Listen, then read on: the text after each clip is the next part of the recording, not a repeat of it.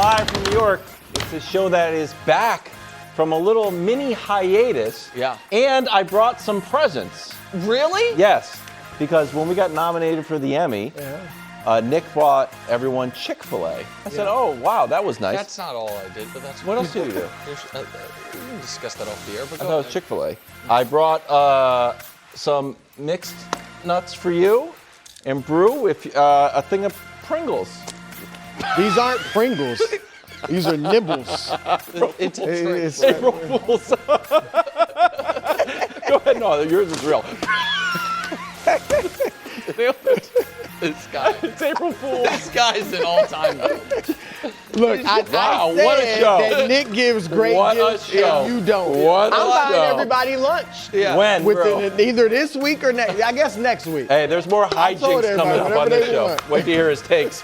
Get out of town. What's wrong with this? April Fools. Today, how much of the Eagles' struggles are on Jalen Hurts? This is a joke. Although I did have some rough times supporting Jalen Hurts this year. Meanwhile, World Cup Wednesday, Cobi Jones joins the show to see if there's a reason for optimism after 2 losses for Team USA. Your guy's due date theory is really going to be put to the test. Pulisic? Christian Pulisic in the World Cup. He's due. He's definitely due. I mean, he hasn't scored this year for club or country. This year. Not great. It's April. I didn't love the timing post-game isn't comments. great. No. Timing isn't great. A special fresh from the Bahamas edition of Tears. What? Are you not fresh? You went to the Bahamas? Yeah.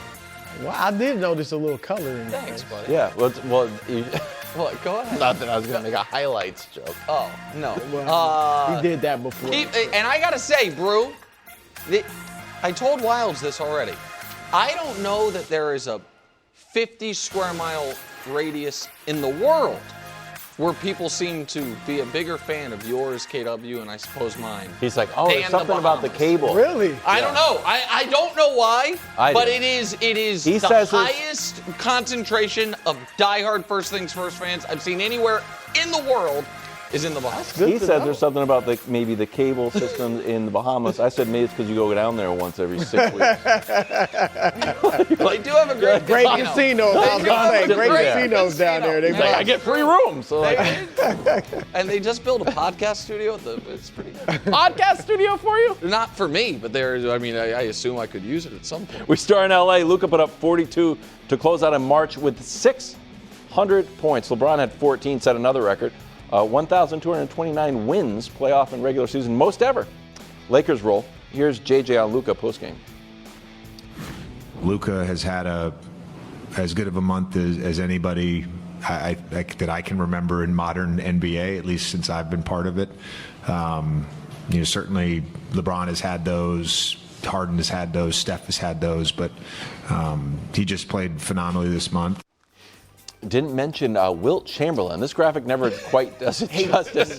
600 points in a month. Luka, Wilt 18 times. He did average Kareem 50. Jordan, Jerry And West. it's also a reminder, Elgin Baylor. Yes. What a great player He averaged was. 38. Yeah. What has- he was part-time in the military is when he averaged 38. That's a true story. What's Luka proving to you this month?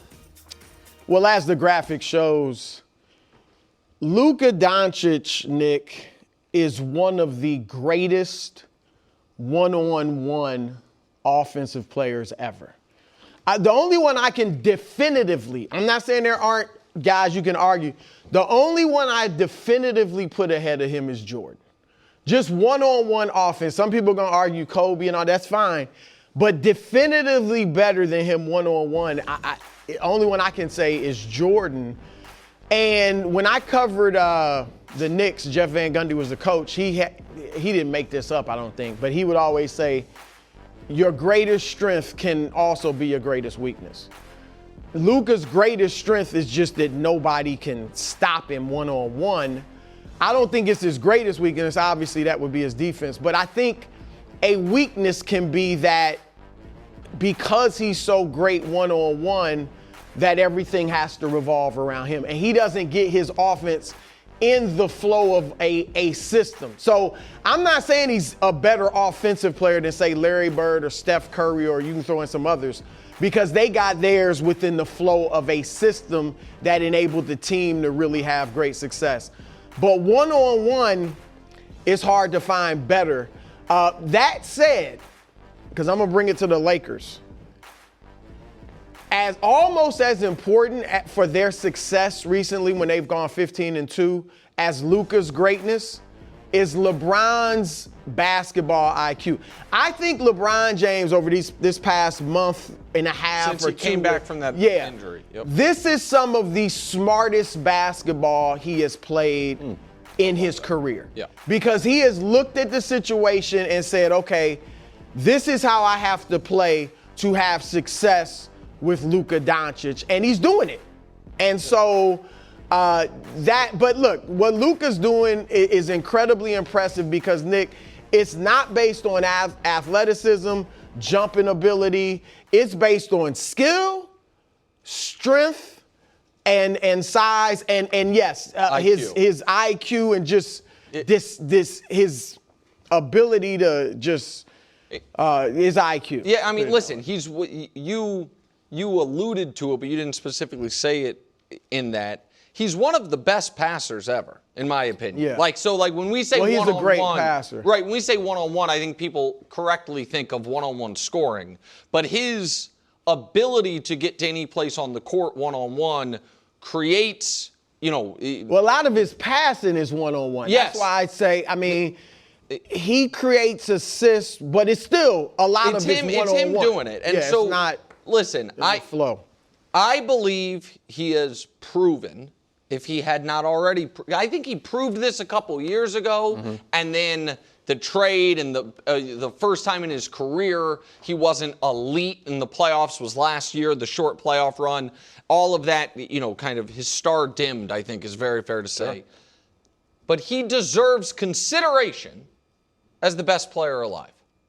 I think that I know smart people, Brew is, among others, think Wemby at least either is that or deserves Jokic, consideration. Yeah, I mean, no, the I reason I wouldn't bring say up he's ahead of Jokic. The reason I bring up Wemby is because if Wemby is in consideration, then it no longer is you have to have won a title to be in the consideration for it. Is the point? You know what And so I think that is you can make.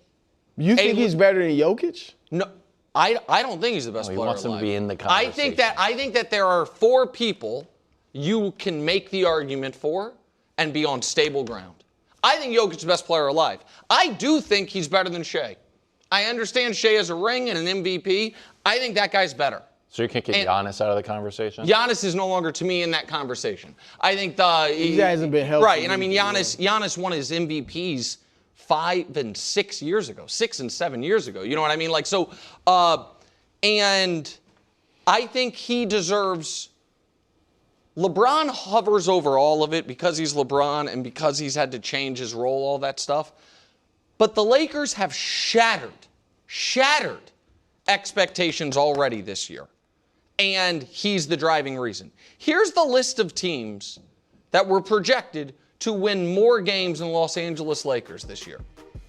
A bunch of Western Conference teams. The Warriors, the Clippers, the Timberwolves, the Rockets, the Nuggets, who, by the way, those teams in large part, aside from the Warriors, and the Rockets number came after Van Vliet was already hurt. So that was knowing Van Vliet was hurt. The Lakers have been less healthy than the Timberwolves or the Clippers. The Nuggets, you could argue. Austin Reeves and LeBron have missed 47 games. But between the two of them, both have missed around a third of the season. They are alongside Detroit, the Spurs, and the Celtics for really good teams who already have hit their win total over this year. They were projected to win 46.5 games. They're sitting at 50 with 6 games left. I'm surprised it was so low. I don't remember it. A lot of respected people thought they were going to miss the playoffs outright. They had the 7th best Western Conference playoff, odds, and it's because of Luka, and primarily, not exclusively, but primarily. And what has bothered me about some of the Luka discussion or MVP discussion it has been framed as if it's just this month. This month has been his best month, but he was Western Conference Player of the Month in January. The Western Conference Player of the Month this year has gone Joker, then Shea, then Luka, then Wemby. And we'll see who's going to win it from March/April, but it would appear Luke is the front runner for it, I would imagine. And so I just think that he has been put in this box of great player, but, and none of the three other guys who I think are in the discussion for best player alive, do we focus on the but part of their game, but we do with him. More than I think we should. Maybe not we specifically, but the general we. Because I would say that's because Shea and Jokic have won championships, and Wemby is still third year. He's so young. And Luka in his third year, nobody was focusing on the butts. You see what I'm saying? Like Luka's gotten to that stage where it's like, all right, you gotta start win a championship at least. And I'm not saying he can't. I'm just saying that is why people are starting to focus on the butts. Go ahead, kiddo. No, that's it. You want to play the final word? I'm going to move on. No, go ahead. If Wemby 7 years in hadn't won yet, people start focusing. On that, so just real quick, I guess I do want a final word on it. Doesn't it seem to you though, Brew, like a lot of I know he hasn't won a title, but he has never lost a playoff series to a lower ranked seed. He has multiple times upset, he has 3 playoff series where his team was the underdog that they won. He made a finals he's 26 now, so 24. And so like he made a Western Conference Finals going through the 1 seed defending Western Conference champion Phoenix Suns at 22. He's won road game 7s, done all those things. I understand he wasn't great in the finals against Boston, but we can't hang around him, and I'm not saying you are. Like, yeah, he's this great regular season player, but in the playoffs, no, he's great in the playoffs. And so, like, it feels, I don't know why, it feels like the wheels spun and landed on him like, yeah, he's great, but, and I just think he's great. Well, some of that might have been that, and this has happened to almost, it seems like every player that's played with LeBron, and I'm not blaming LeBron for it, but when they went through that stretch where they're not winning, when LeBron's on the court, they're not playing well, it feels like he got maybe, like there maybe was an overreaction to that. Sure. And obviously LeBron got some criticism, but Luka got a lot too. It's like, man, you can't fit with LeBron. So maybe that's some of it. Third youngest player with 15,000 career points. Yeah, he's phenomenal. Head to Philadelphia for the latest chapter in the saga of Jalen Hurts in the Eagles. Today, Tim McManus and Jeremy Fowler dropped an article headlined, "Inside the Eagles 2025 Friction," as Jalen Hurts stands at a crossroads. A lot to digest. We'll start with just one pull quote here. Close observers point to the lack of creativity and synergy in the Eagles' attack. Pass game wasn't properly tied to the run. There's a level of predictability that allows opposing defenses to get a beat on what's coming. Though there's plenty of blame to spread, Hurts has had a hand in the offense becoming calcified, according to several team sources. That's an interesting pull quote. There was so much. Thing. What do you want me to take? That's a good one. Listen, you have the editorial judgment, particularly on the read. It's absurd. But there was a lot in that story. It was. That was, maybe you think it was unfair, but stinging indictments of Jalen. And that was more of it was a group failure. Like I'm trying to be neutral. Bro, but that story, it wasn't a neutral story. The story was 10 sources say he's not getting enough blame for what happened last year. That's the elevator pitch of the story. That wasn't my pitch. That wasn't my read on it. Did you feel that? I felt there was a lot of sour grapes in the article, to be honest with you. Yeah. I felt like, and it was a great article, Jeremy Fowler and I can't remember. McManus. McManus. But I felt like they set out to see what was the problem with the offense last year. Mm-hmm. And then Jalen's name kept coming up. I didn't feel like, but look, let me give you my biggest takeaway. A lot of people in the locker room, players, on the coaching staff, and in the front office feel like A.J. Brown. Yes. And probably were not upset that he was putting it out there like that. Correct. And so I am starting to actually question, and I know there's a lot of stuff out there, but whether A.J. Brown will be traded. Because if a lot of people in the organization feel like he's right, then why would you trade such a great player? Now, I didn't think the article was completely just a hit job on Jalen.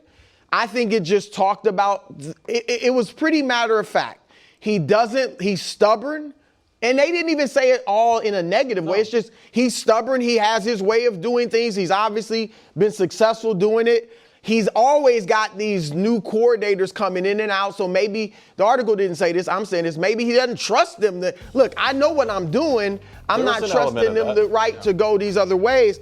But he doesn't like motion, he doesn't like shifts on the offense, he doesn't want to be under center. Yes. And so, what I think, though, struggles against zone coverage. Right. And he has to look, this year wasn't successful. I think maybe he will look at it this year and be like, look, we didn't have success. They got a new coordinator coming in, Sean Mannion, who's going to want him under center with some play action and stuff like that, and some motion and stuff. So I think he may be open to adjusting or changing some things. Because last year he had the career low in yards, rushing yards, and rushing attempts. If he's not going to be able to be the runner he has been in the past, then he's going to have to become a better passer and do some of these things. So I thought it was a very good article. I didn't think it was a hit job. I think it just pointed out he's our leader. He does have these deficiencies, and that's been part of our problem, but we think he can work through it. My biggest takeaway was I don't know who runs the Eagles offense. I think if you look at the other successful offenses around the league, Super Bowl winning quarterbacks, I think there's an element of shared responsibility. I think if you asked Patrick Mahomes, he's like, me and Andy and now Eric Bieniemy, we all share it. And if you asked Andy Reid, he would say Patrick. And if you asked Stafford, he's like, me and McVay. And I think if you asked Jalen Hurts, he would probably say, this is what I would say if I was Jalen Hurts. How about this? There's been so much flux around me, I kind of have to run it. So we've shown this graphic before, and we update it every year. These are his play callers going back to college. He gets a new guy every year. So I didn't see anything outlandish in his reaction to having a new system every time. And it felt a little sour grapes. And it's always fun to do, I wonder who that unnamed source is. Well, there were 10. They talked to 10 Eagles sources. So it's not Kevin, just guys who got fired. But go ahead. But that's the idea that he wants to do what works for him, and he doesn't want to have a brand new offensive wardrobe just because you come in.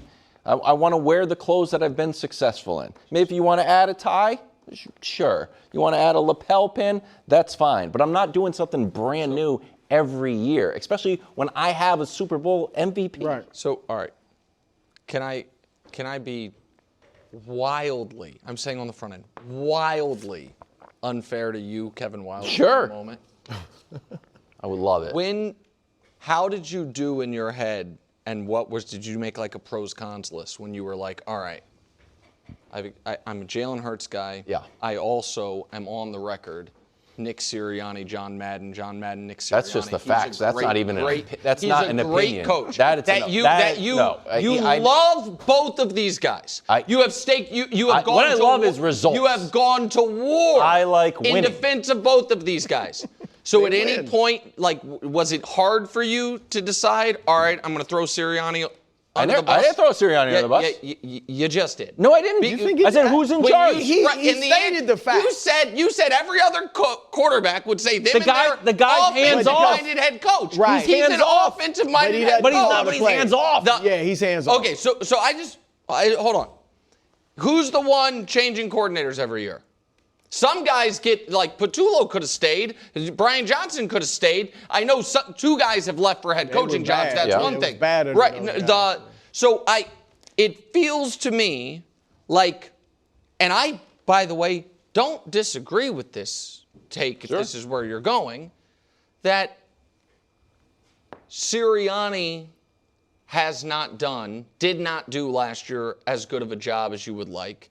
And this article is putting it at Jalen Hurts' feet, and that you think is unfair. Maybe I'm misreading that, but it doesn't. If there was intense faith in the offensive-minded head coach, it's Sean McVay. Coordinators change all the time too, because they get jobs. Sean Mannion just came from there.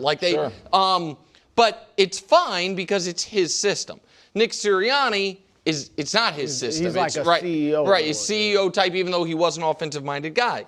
I think that for the coach and the quarterback, next year is very, very important.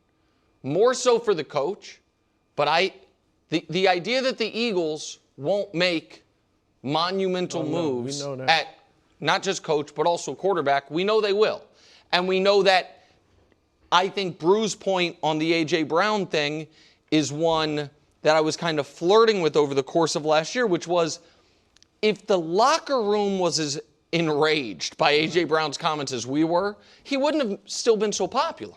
His teammates, and so there an element of, man, he might not be going about this the right way, but somebody's got to say something. Right. And so, we're maybe glad. even wishing Sirianni or Patullo would have said it, but and so I think that the other point that Brew made is correct, which is if Jalen Hurts, and this is where, you guys know I have thought the Russell Wilson comp is the comp. They both went to multiple colleges. They both won everywhere they went. They both fell in the draft. They both went to 2 Super Bowls early, winning one, losing one. They both had odd relationships with their teammates, it would seem. There was always a question of how much credit, how much is clutch, how much is this, but their winning percentage was crazy. Sure. But here is one thing Russell Wilson, to his credit, did do very well.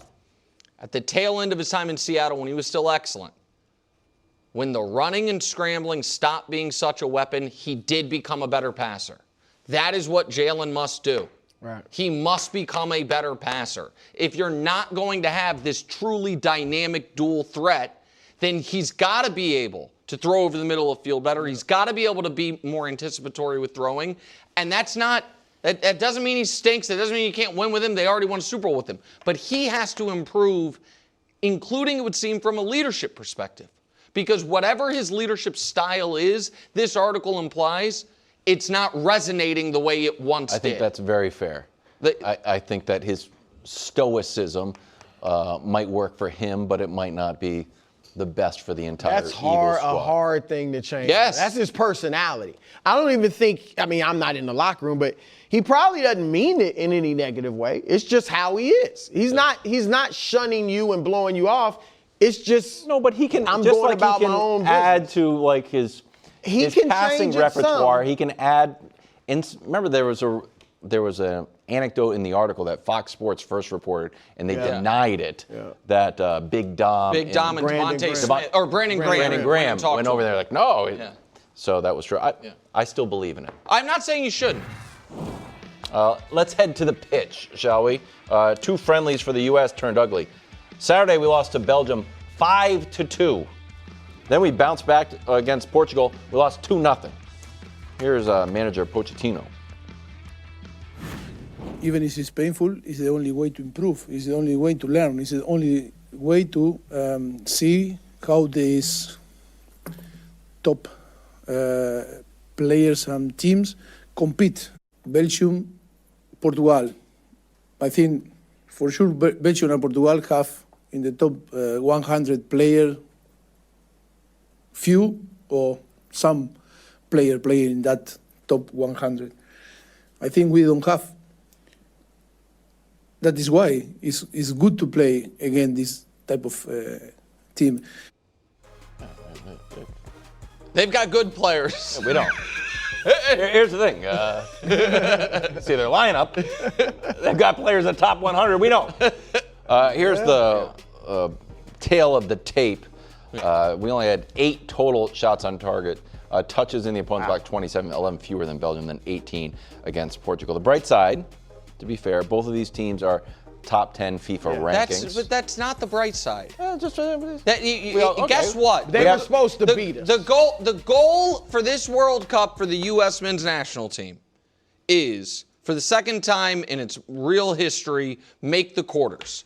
That is winning 2 knockout games. That is getting to the final 8. So you know who you're going to be playing in the round of 16? A top 10-ish team. Yeah. You know who you might now play in the round of 32? Belgium.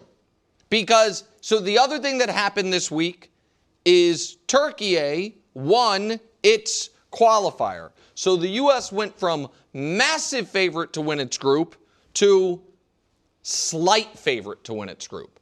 And the first place team in Group D, I'm not even going to open my eyes to the possibility of them not getting out of group play. But if they play like this, they could. Of course. But the first place team in Group D ends up playing one of the third place teams because they've expanded the field. But the second place team in Group D plays the second place team from Group G, which could be a rematch against Belgium in your first knockout round game.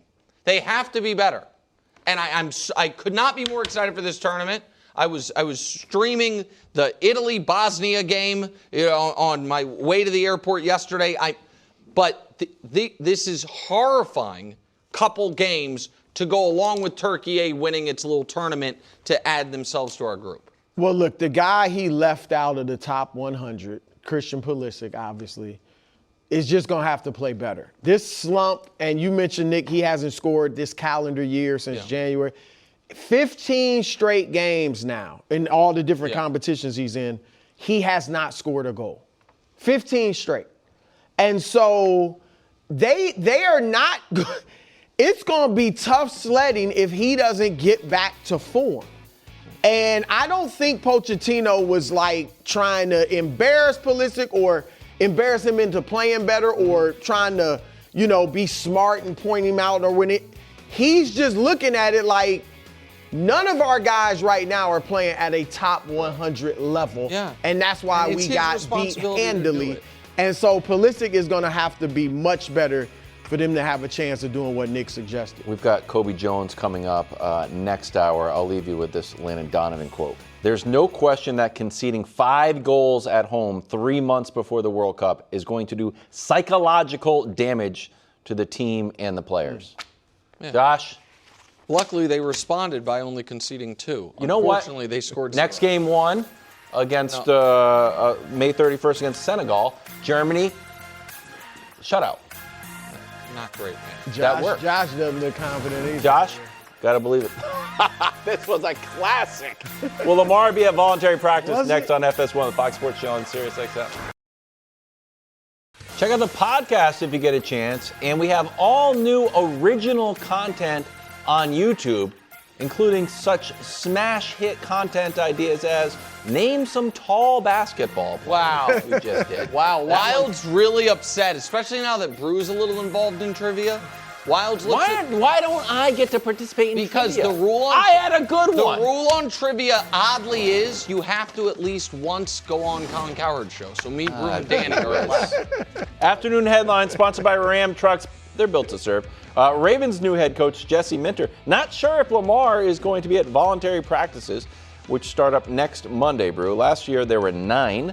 Lamar went to 1. Yeah. Here's the new Ravens coach. I think Lamar is really excited about what we have going on. I think he's excited about opportunities in the offseason program. And again, we'll see on April 6th, we'll see who all walks in the door.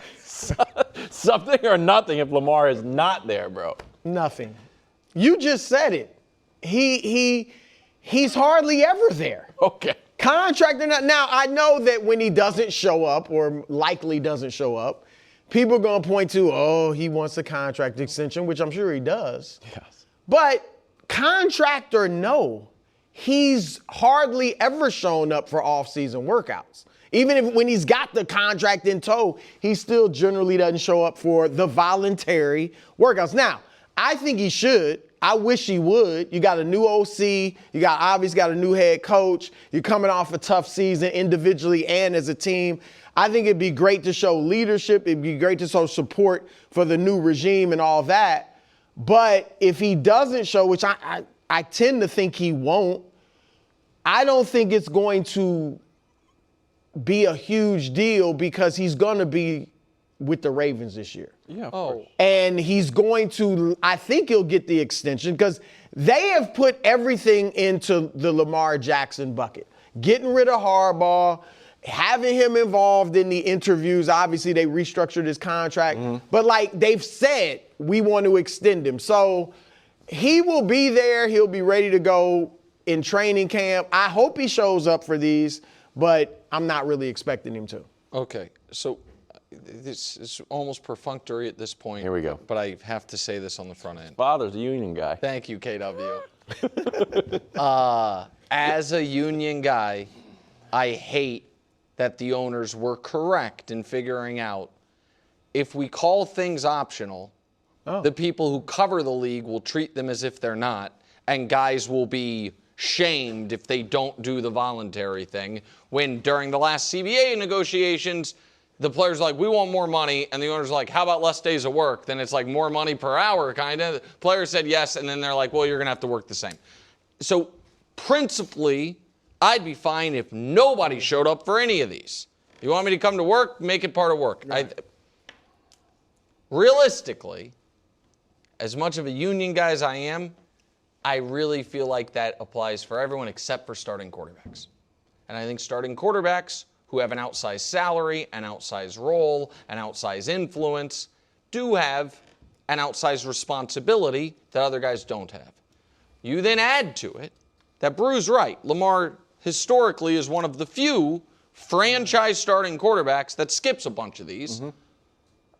But there's a huge distinction between skipping them when it's the same coach you've always had your whole career and skipping them when it's a new head coach and you are coming off maybe your only season of your career where you had like a really down, a slump within it, losing record and individually your own, like all of that. So I think I'm not even focused on the contract part of it because Brew is totally correct that his attendance at this has not been correlated to the contract stuff. But the contract piece that does matter, at least in my mind, is particularly if you do want a new top-of-market contract, if I'm Steve Bisciotti, it's a good sign if in a month or, that if you end up showing up for these. And so I don't think it would be good. And I also don't think it's unfair to say the two quarterbacks who either see Lamar eye to eye or are, above him, as far as accolades and accomplishments in this league, Josh and Patrick, we'd be pretty stunned if either of those guys didn't show up, whether you have a new head coach or not. Right. That part to me is a fair criticism. And it's also, and here's the thing I would say to you, KW, not just a question, it's hard to answer. It's not like Lamar's not a hard worker. You know what I mean? Like, so it's weird to me that this is something he doesn't do. Like, the weather's good in Baltimore this time of year. He doesn't have to worry that it's going to be under 60. He's going to get the flu. Like, I don't understand. I know he loves being in Florida, but it seems weird for a guy who is a great teammate, a great leader, a great player, and a hard worker who has improved throughout his career that he doesn't think this is important. Yeah. I don't know. Maybe it was a Harbaugh issue. I just floated out But except Jesse Minter doesn't seem like he thinks he's going to be there. Right? I would think he has the attitude that you kind of said, like, if you want me to be there, make it mandatory. I mean, I'm not saying that's right. I said I hope he goes. I think that it's very fair. But I think he's like, it's an optional thing. I don't have to go. It's not like our team dinners that you skip. But I do feel bad about that. About skipping our team dinners? Yeah, when I miss a dinner, I'm like, you know what? I'm not being paid to do this, but as a leader, I should be there. But Lamar, I don't go to them either. Show me a contract. Have to be at dinner. Moving on. Browns owner Jimmy Haslam weighing in on their influx QB position. 3 QBs currently on the roster: Shedeur Sanders, Dylan Gabriel, and Deshaun Watson, who the Browns are paying $46 million to this year. So, yeah, he might start. Here's Haslam. Deshaun has a great chance, fresh start, offensive-minded coach who has in his past been able to work with all kinds of different quarterbacks and make them successful. So Deshaun has a great chance to do that now. Let's see what Deshaun can do. We're all excited. Your reaction? Give him a shot. And you guys know how I feel about Shedeur. But I've paid this man all of this money. Yeah. I'm still paying him. This is last year of his deal. He was at one time a tremendous quarterback. He's 30 years old. I'm the Browns. It's been bad here for decades. We actually do have a really good defense. We actually do have some good running backs. Receivers, we need a little help, but maybe we could draft. Like, if he could become even close to what he used to be, then we might actually be able to have a decent season. Now, to me, the only downside I see of giving him a shot is, and this is, you'd sign up for this type of problem. If he really plays well, and then it's like, do we extend this guy? Do we want to get in bed with him? Right, he might not play well. But I'm just saying, I would give him a shot. Look, and I abhor what he's accused of doing and all that. You're talking about just the quarterback. Yeah, but I'm saying I think it's very possible and even likely that what he was accused, the whole scandal really screwed him up mentally.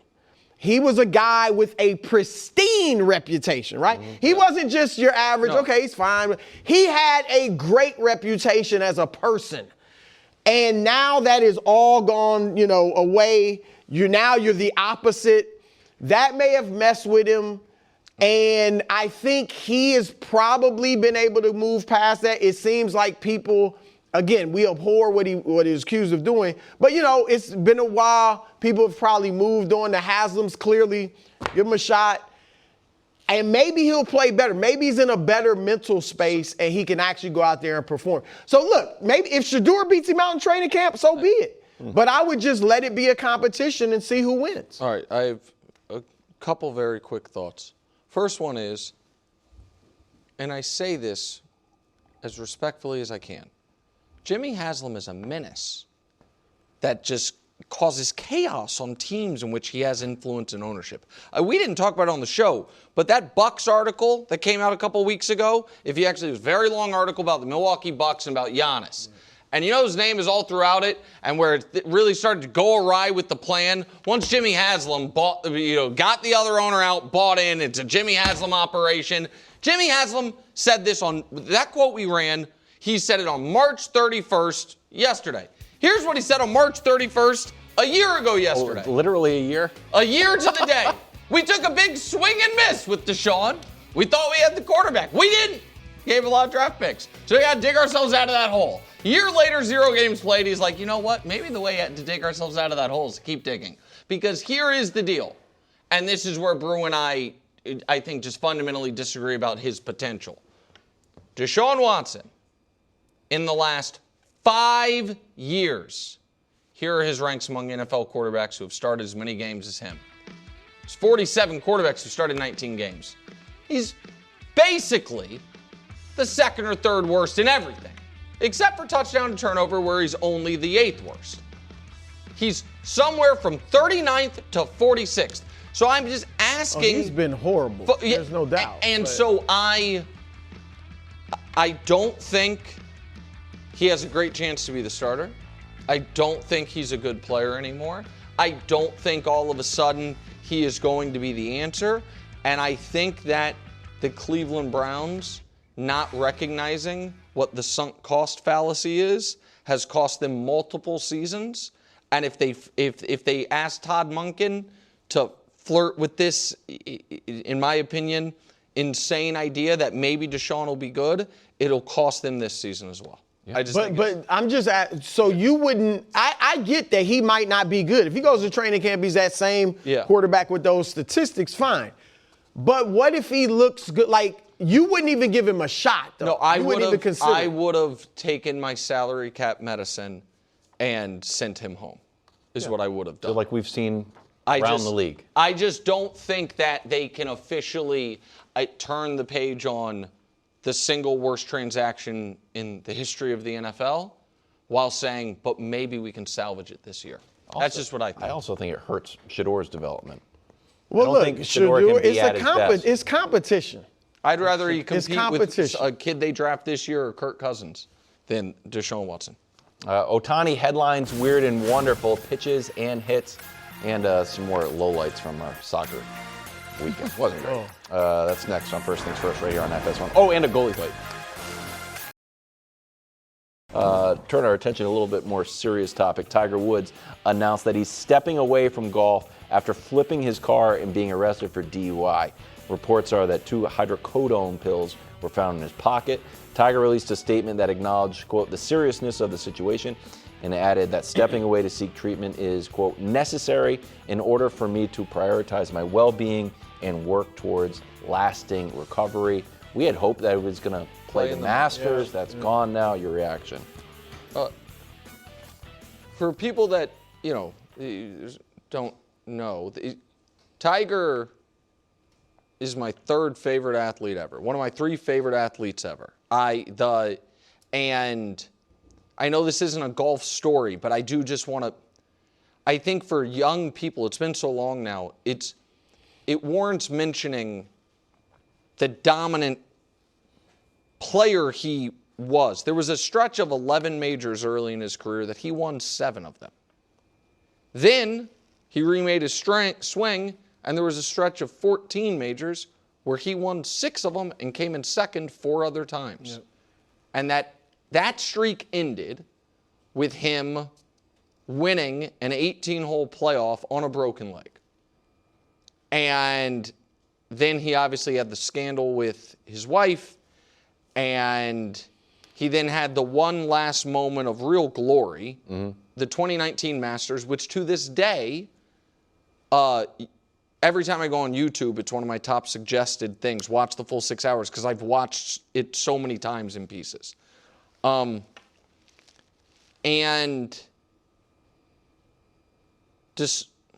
I shouldn't say despite. So that's Tiger Woods, who at 2 years old was on the Ed Sullivan Show saying, I'm the greatest golfer ever. My dad's making me to be this, and did it. And despite all of that, he is the foremost lesson for everyone out there that you can't achieve your way out of your demons or your addictions. There is no, if I just accomplish this, whatever pain, whatever issues, whatever stuff I'm dealing with is fixed. Because Tiger Woods, the other part of his story is, in 2017, he got a DUI, fell asleep at the wheel. In 2021, he flipped his truck. In 2026, he flipped his truck again, and I think it's probably fair to say, if he's had 2 wrecks and one time he fell asleep at the wheel are the ones we know about. The guy appears to have a terrible, terrible painkiller addiction. Yeah. And it's devastating as someone who, like so many of my core sports memories, are Tiger Woods wearing red, seeming invincible. And I hate it so much, man. I hate it. Yeah, I would agree. It seems like, look, he mentioned to the officers, and you mentioned first the DUIs. The last 2 where he flipped the cars, it was registered 0 on the breathalyzer. I don't think he's drinking. So it's not drinking. But he mentioned to the officers that he had 7 back surgeries and more than 20 surgeries on his right leg. Yeah. He's probably in immense pain. And I'm not making an excuse, but his addiction to painkillers is probably like, I got to take these to, not be in pain all day. And so you hope that he can just get some type of physical rehab that helps him in that regard. I also wonder mentally, you mentioned 2 years old on what you said, the Ed Sullivan I think show. it was the Ed Sullivan. Or, I don't even know, was that around when No, he whatever. was two? But whatever, he was on something. He was on a Donahue, show whatever it putting. was. I've seen the video 100 times. His entire life, he was raised to be this golf superstar, and he obviously became that. When that's no longer there, like, what is his identity? That was not only his identity because he became so great, but from 2 years old. Yeah. That was his identity. And so now that that's gone, in addition to the scandal with his wife and the DUIs and the wrecks and just all of this, where is his mental state? So I think hopefully he can get some physical rehabilitation that maybe he can at least deal with the pain. Mm-hmm. And then if he needs the mental rehabilitation too, because it's got to be, taxing on him mentally, like, who am I because of this? The Masters released a statement saying, they fully support Tiger, won't be joining us in person, but his presence will be felt here in Augusta. Do you think we ever see him play the Masters again? It's incomprehensible that we don't. We thought we were going to see him in a couple weeks. Mm-hmm. It's not only, sometimes we say this is a better podcast topic because you need a long time. This is a better book topic, to be totally honest. There is something it's almost an allegory for a lot of the ails of America the last half century, which is Tiger Woods, to Bruce's point,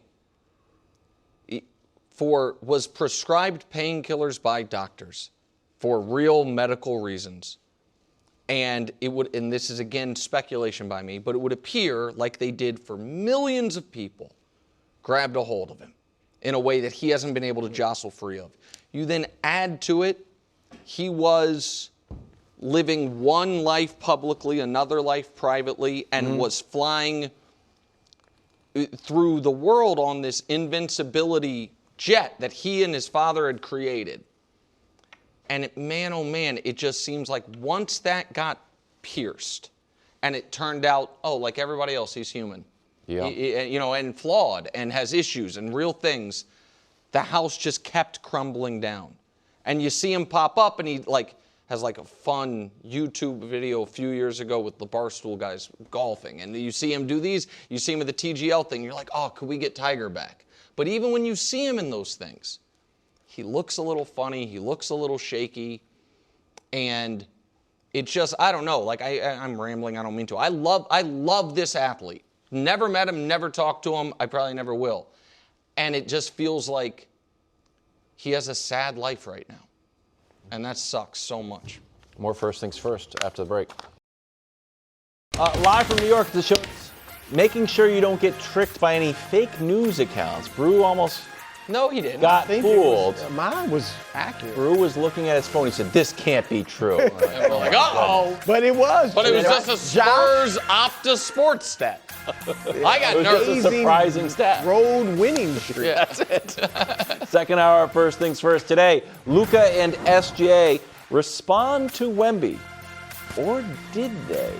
We discuss. Meanwhile, Cobi Jones joins us for World Cup Wednesday. We break down our two friendly losses. But right now, we're headed to the hardwood. Get you caught up to speed on what's been going on last night while operating a Whitney Houston-themed slot machine in the Bahamas. That's great. An elite committee of experts, analysts, and people who love jelly beans. What? You love jelly beans? Who told you that? What are you talking about? Look at me. I knew you did. Oh, that's why thanks, buddy. I appreciate that. That's why. Be careful. Even funnier. He thought it was going to go. Thanks, buddy. Guys, You know what song was stop playing? messing around. What? I'm asking. I know what song was playing on that Whitney Houston. They played all They of her play- greatest hits. Yeah, when you I hit a want to jackpot, dance she's with somebody over and over No, I and want over to dance again. with I somebody, wanna but dance no, with it somebody. wasn't just that. It was multiple. I also took some pictures with some people, and I was like, hold on, I got to finish one. Just crushing the national anthem. Like, from the Super Bowl. All right. Fought in toilets for the midnight oil. To deliver the best segment in all of sports, it's an honor and a privilege. It's time for Tears, NBA style. Yeah, all right, first we show the eliminated tiers, which also could be called the tankers. Tom Haberstroh had an unbelievable stat as of a couple days ago. the last 179 games, these 10 teams played against the 20 teams on the tiers.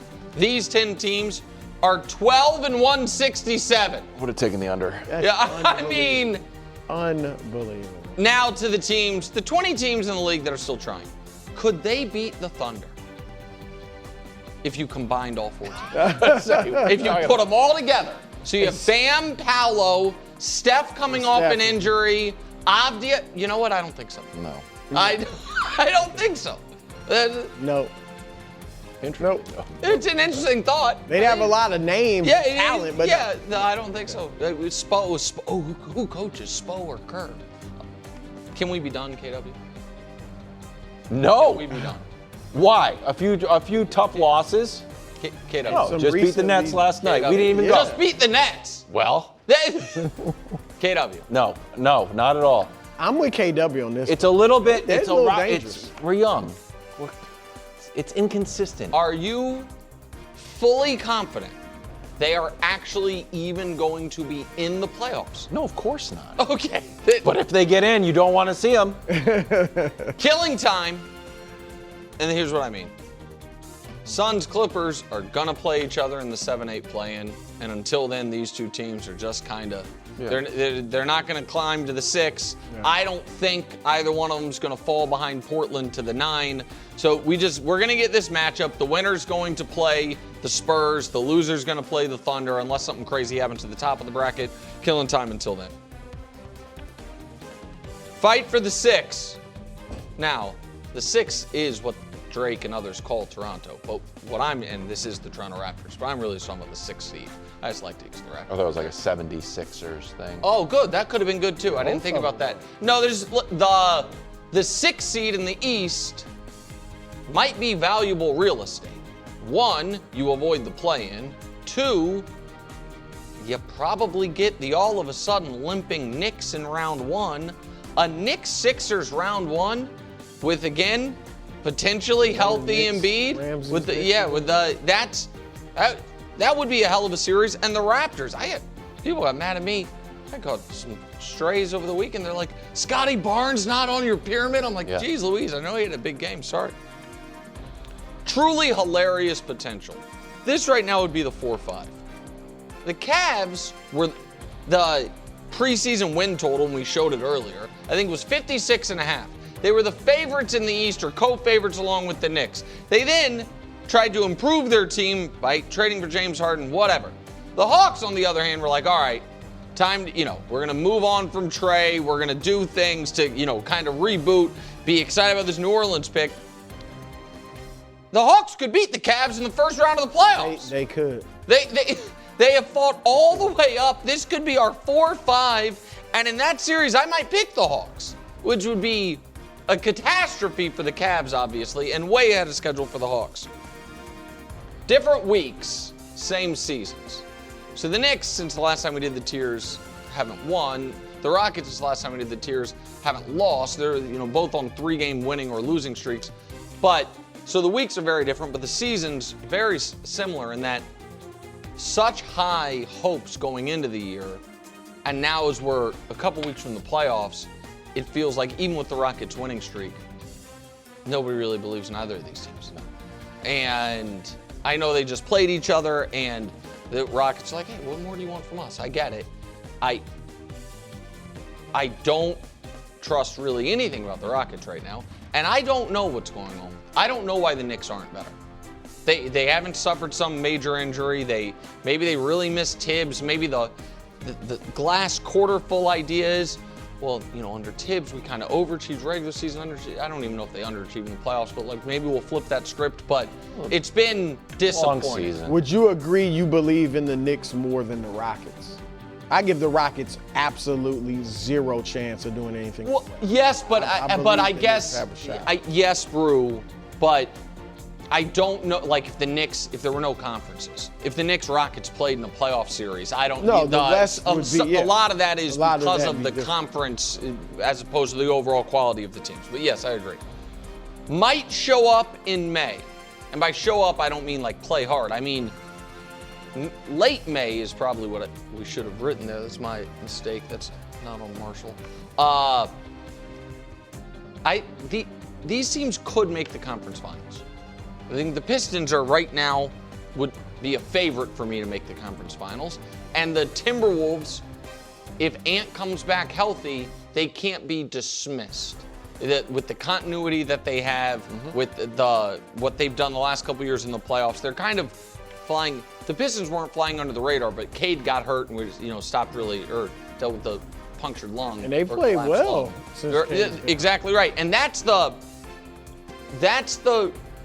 silver lining for Detroit is, did they stumble into offense without Cade?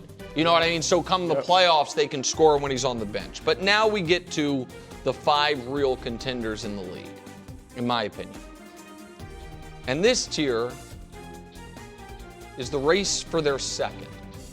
And here's what I mean. Nobody in this generation, because we keep having new titles, has gotten to ring number 2.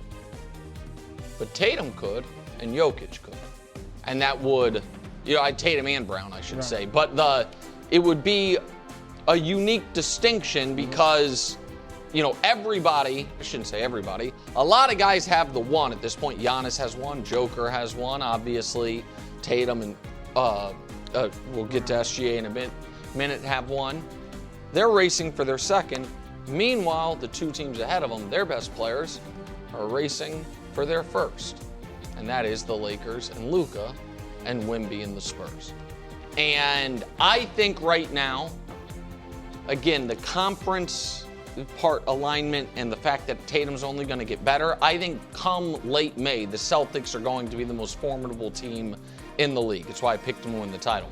Right now, this moment, I think the Lakers and the Spurs are better than them.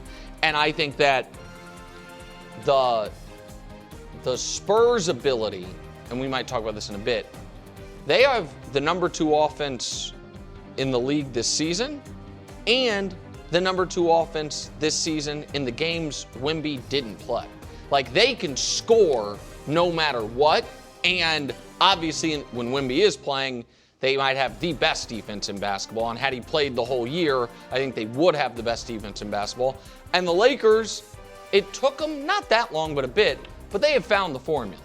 And LeBron, I think Brew made the point earlier, LeBron playing this role willingly, while, to my eye, heading into this playoffs with more bounce than he's had since the damn pandemic year, makes them really interesting. And the fact that Austin hasn't even played his best ball as of late, they're still winning these games.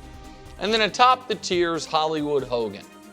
So folks that weren't a fan of wrestling or the WCW, when Hulk Hogan left the WWF and went to the WCW, he became a villain.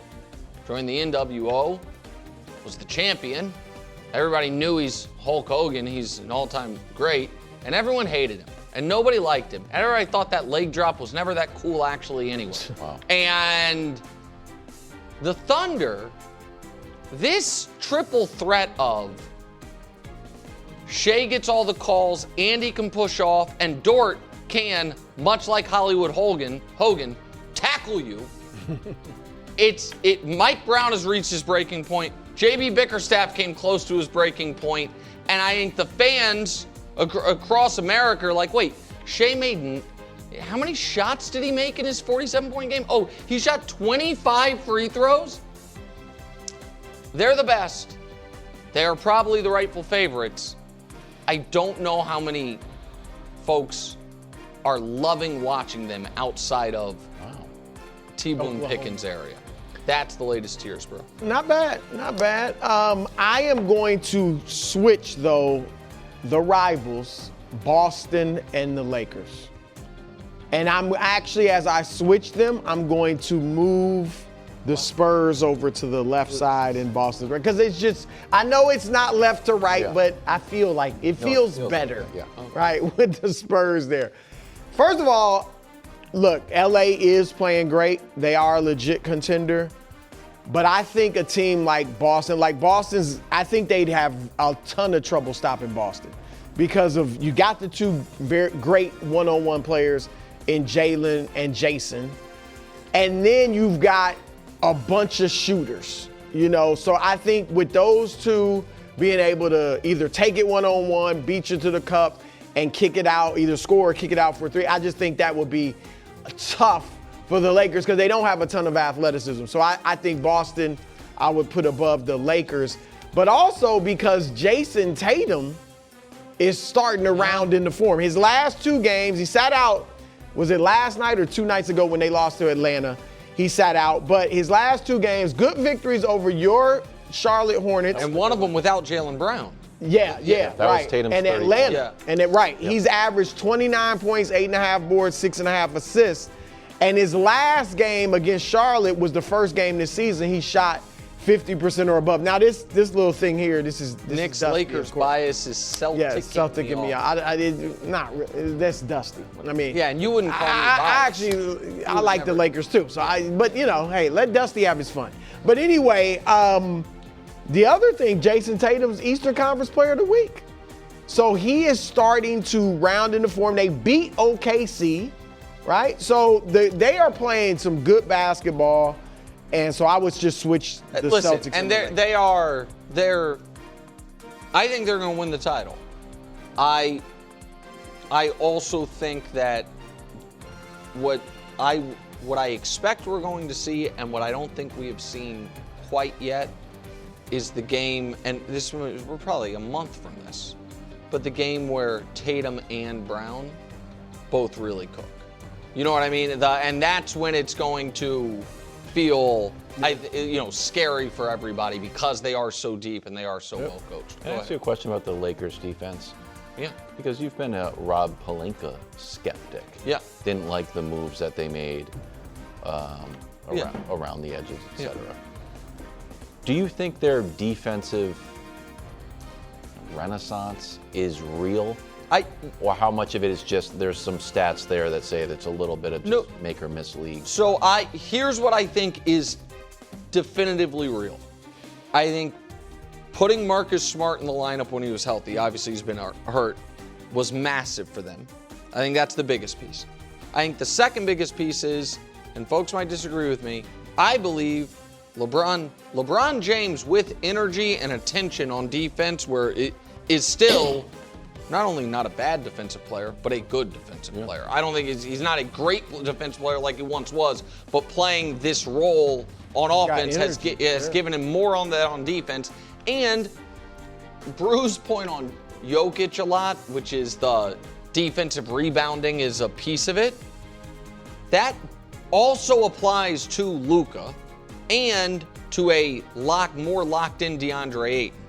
So all of a sudden, you know what I mean? All of a sudden, like the Lakers, when they're whether it's Ayton or Rui in there, because of Luka, LeBron plus one of them, they're big. Mm-hmm. Marcus Smart is giving them a fighting chance against the point of attack.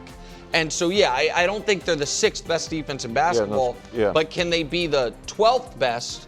And Redick, I got to give Redick credit. Sure. He's come up with a lot of nice schemes defensively. From the Athletics. Bronny's been good in his little minutes, for real. All-Star game, they're defending the three or opponents are making 32% of the threes.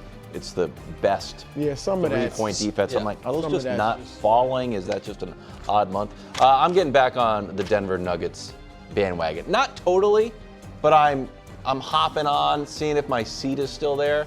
Might hop off. Might hop over to the Thunder bandwagon, but I'm trying it back on for one reason: offense. And this is why I'm having a hard time, because I'm not really an offense wins championships guy. Mm-hmm. That being said, they're better offensively than they were when they won the championship, so that's pretty good. Also, never a bad idea to go with, the best player in the world. I also like that. The issue is the defense. Yeah, but Nuggets defensive rating, now that Aaron Gordon is back, on court would rank 4th. When he was off court, these count the games, all the games that he missed, right, Josh? So would be 22nd. So have we been seeing just a artificial Denver defense? No. And now that Aaron Gordon's back, he helps. He's their best defensive player, and Peyton Watson. He's back to right. Exactly. He's their second best defensive player. So I do think, but I don't think that that fourth is. No, but there's some stats that say they're the worst defensive. They Is don't that- block shots. They don't force turnovers. I don't Is that like. just when is that on the court, off the court, even during the same game, or Yes. games he Yes. plays? Okay. No. But then it counts. But that's the thing. He's going to play 30 Yeah. something minutes. Listen, I think Denver is. They're live. And I think they're more Denver than that. gave They have to be toyed OKC with, yeah. all they could handle in the second round last year. That right now is what I think we're going to get in the second round this year. see I it. think the second round of the playoffs, we're going to have at least 2 and maybe 3. If we get OKC, Denver, with respect to Minnesota, Lakers, Spurs, and if the Knicks can get their act together, Celtics, Knicks, all I think outstanding. yeah, the playoffs going to be phenomenal this year. Well, the first round in the West will be great. Yeah. It's going to be great. Did SGA and Luka take a shot at Wemby? Not Luka. I got He's an too answer cool. for you. Luka's wildly Good answer polite for you, too. when he's not on the court. That's true. He is. It's Appleton, Wisconsin native Esmir Baraktarovic, the Milwaukee Messi, the New England Revolution homegrown player, turned 21 2.5 weeks ago, can send Bosnia and Herzegovina to the World Cup. And he does! It got underneath Donnarumma! The Italian curse continues! Italy out via the Milwaukee Messi. Listen, I'm Italian. One of my first World Cup memories ever was the Italy-Brazil final in '94. What has happened to Italy in the last 20 years in this tournament is incomprehensible. Just very, very quick Italian soccer history lesson. Okay. There were 10 World Cups, Brew, from 1970 to 2006. In those 10, Italy made the semifinals 6 times. 4 of those 6, they made the final, and they won it twice, in addition to winning their first 2 World Cups ever back in the 30s. Only Brazil has more World Cups than Italy. In the 5 World Cups since then, they have won a total of 1 game in the group stage, twice failed to make it out of the group stage, and now 3 World Cups in a row didn't qualify. Not great. They expanded the field from 32 to 48. No confederation benefited from that more than Europe. Italy's in Europe. They still can't get in. Well, It's a tragedy. you still have baseball. It's a What a Italy. slide. I can't. My goodness. It would honestly have been similar to as if instead of us having the redeem team after we finished 3rd at the Olympics or whatever it was, we just started missing the Olympics. You can't even qualify. They just don't even qualify. Look, 4 years, 4 more years. Wow. And in the midst of this, they won the Euros. I don't get it. I don't get it. Roberto Baggio is not walking through that door. No, As and another great Italian, Rick Pitino would say. He also missed you guys lost because he missed the kick though too. So even that's Yeah, that's true. Francesco Totti. They played pretty tough. last week. Wemby laid out a 3-pronged case for why he should be the MVP. And then one of his teammates and here's why I should be 6th man. These Spurs are getting to me. I thought it was convincing. Young and precocious. I like it. Luka and SGA were recently asked if they'd like to lay out their case. Brew, here were their responses. I mean, I never did that, so I'm not the one voting, so, but I think I've been playing pretty good. We've been winning, so that's it. That's all I got to say. Nah, I'm good. Thanks for asking, though. But yeah, I'm good. I let my game do the talking. Oh, I like that though. Brew, your reaction. I get it from SGA. He's cool, cool personality. He's got his MVP. He's got his championship. I get it. Luka. Luka, you blew it. Here's the deal, guys. It's worked. What Wemby said has worked without question. Now, I was on him before, right? I had him second, still do. But the odds, Nick, you know this, he went from massively. 3rd to 2nd and closer to 2nd. Way or closer to 1st than he was. And Sean Powell, love Sean Powell, writer for NBA.com, he went on Sean's list, the ladder on NBA.com, he went from third to first just after what he said. That's a good point. Here's Luka, and you were being polite, I get it, but you missed an opportunity. This is what he should have said. Look, I'm no Wemby defensively, but I lead our team in defensive box score plus minus. Yeah. What? I lead the Lakers, who are one of the top defensive teams in the league now. Yeah. Or, have been for months. Okay. In defensive win shares. Yeah. Defensive win shares. I have the best defensive rating on our team. So again, I'm not Wemby, but I wouldn't say I'm not playing defense. I would say I'm better offensively, but I would say I'm having one of my better seasons defensively. I'm trying, and we're starting to play good defense. And maybe, so that's all I'm saying. Probably with a shot to number one. Yeah, maybe throw in there, I've played 500 more minutes, which at Wemby's 29 minutes a game is the equivalent of 16 more games. That the Wemby minute stuff is a great reason to believe they can win the title because he'll play more minutes there. Yeah. It's a great reason to believe he's only scratching the surface of his statistical potential. It's a great reason to believe, Nick, you're an idiot for saying you want to see him to average 30. He obviously will once he's playing more minutes. All those things. It's not a good MVP argument.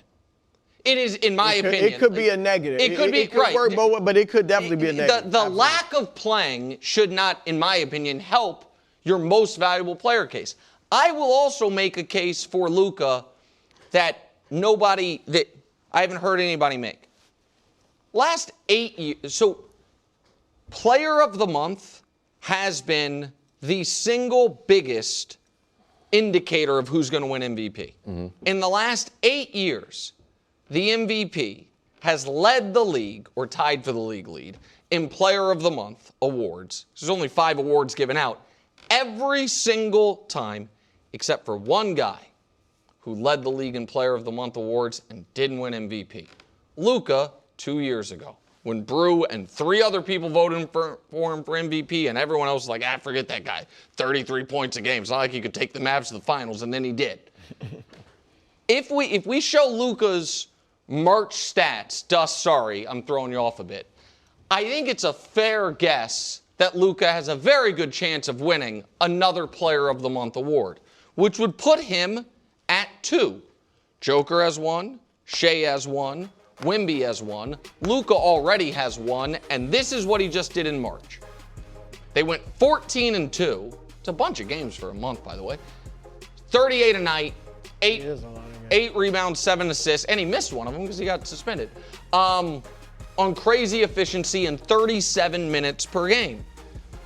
The other thing that I would happen to say, if I were making, I'm glad Luka didn't do this. I'm glad Luka didn't say, I'm going to go after Wemby, like Wemby went after Shea. What also is true is this, and this would be a terrible teammate thing to say. When I don't play, my team dies. And when he doesn't play, his team dies on defense and is the exact same on offense. This year, in 15 games Wemby hasn't played, the Spurs not only are 10-5, those 15 games, their offensive rating would rank second in the league. Now their defensive rating, which is is great with them, falls off a cliff. So the Lakers, on the other hand, they were 6-6 without Luka until they play, who was it, the Wizards, game that he missed? They go from an elite offense to middle of the pack, and Luka, there's the worst defensive player anyone's ever seen. The games without him, their defense gets worse. And so I understand guys not making a case for themselves because historically that's been considered uncouth. But I think Luka has to advocate for himself because nobody else, I shouldn't say nobody, very few other people are.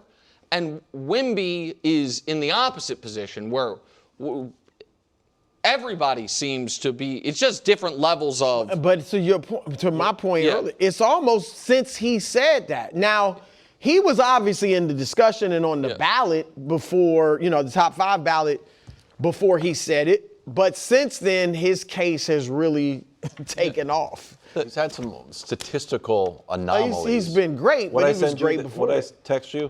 18 consecutive blocks have been recovered by the Spurs. Nothing out of bounds, nothing to an opponent. That's incredible. He had like the 3rd fastest double-double in 8 minutes and change. Like there's some outlier anecdotal stuff. He also has, there is an awe factor. Yes. For Wemby because of his size and grace, that he is unlike any player we've ever seen. That, again, I don't know if that's supposed to be part of people's MVPs. That's a big part of Jordan's love for Jordan. That's how gracefully. What I'm curious about when I see the Spurs have the 2nd best offense in the league in games he doesn't play, does that mean we're underrating Luke Cornett's roll gravity? I don't know. I don't know. Roll gravity is a real thing. Somebody tell me. It's a real thing, Brew, that we never heard of. I never heard of it, but I like it. Yeah. In fact, listen, without Wemby, those 3 McDonald's All-American top 5 picks in their backcourt, I don't know if they'd be able to score. I just don't know. I just don't know. I just don't know. Luka should have made his case. He's still 3rd or 4th, but he should have. Welcome back to First Things First. Cobi Jones here to break down USA's 2 friendlies that turned ugly. We lost them both. 5-2 to Belgium, 2-0 to Portugal. After the 2nd loss, Christian Pulisic remained optimistic. Take a listen. Obviously, we're disappointed with the results, but to be honest, I'm taking a lot of positives from it. I think we're a lot closer than it may seem, and a couple things aren't go our way. And I still feel positive, and I have belief in this team. Okay, Cobi, thanks for joining us. Fresh from Atlanta, you're at the game. Are you buying Christian Pulisic's optimism? Well, to be honest, I mean, hearing that statement, I think he seems more hopeful, than positive, with the team. Just looking at the results there, you can't be happy with the 2 results, regardless of who the opponent is, especially with the timing as you're leading into the World Cup. And, as one of the leaders of the team, he has to be positive. He's got to find the ways to get this team moving in the right direction because, 2 losses and you only got a couple of games left before the World Cup starts. You're kind of looking at every way, to bring that team together to be that one unit to get the results that you're going to need on June 12th. After the 5-2 loss to Belgium, how can you explain, or how would you explain, them coming out and playing as flat as they did against Portugal, a Portugal team that, by the way, was not even at full strength?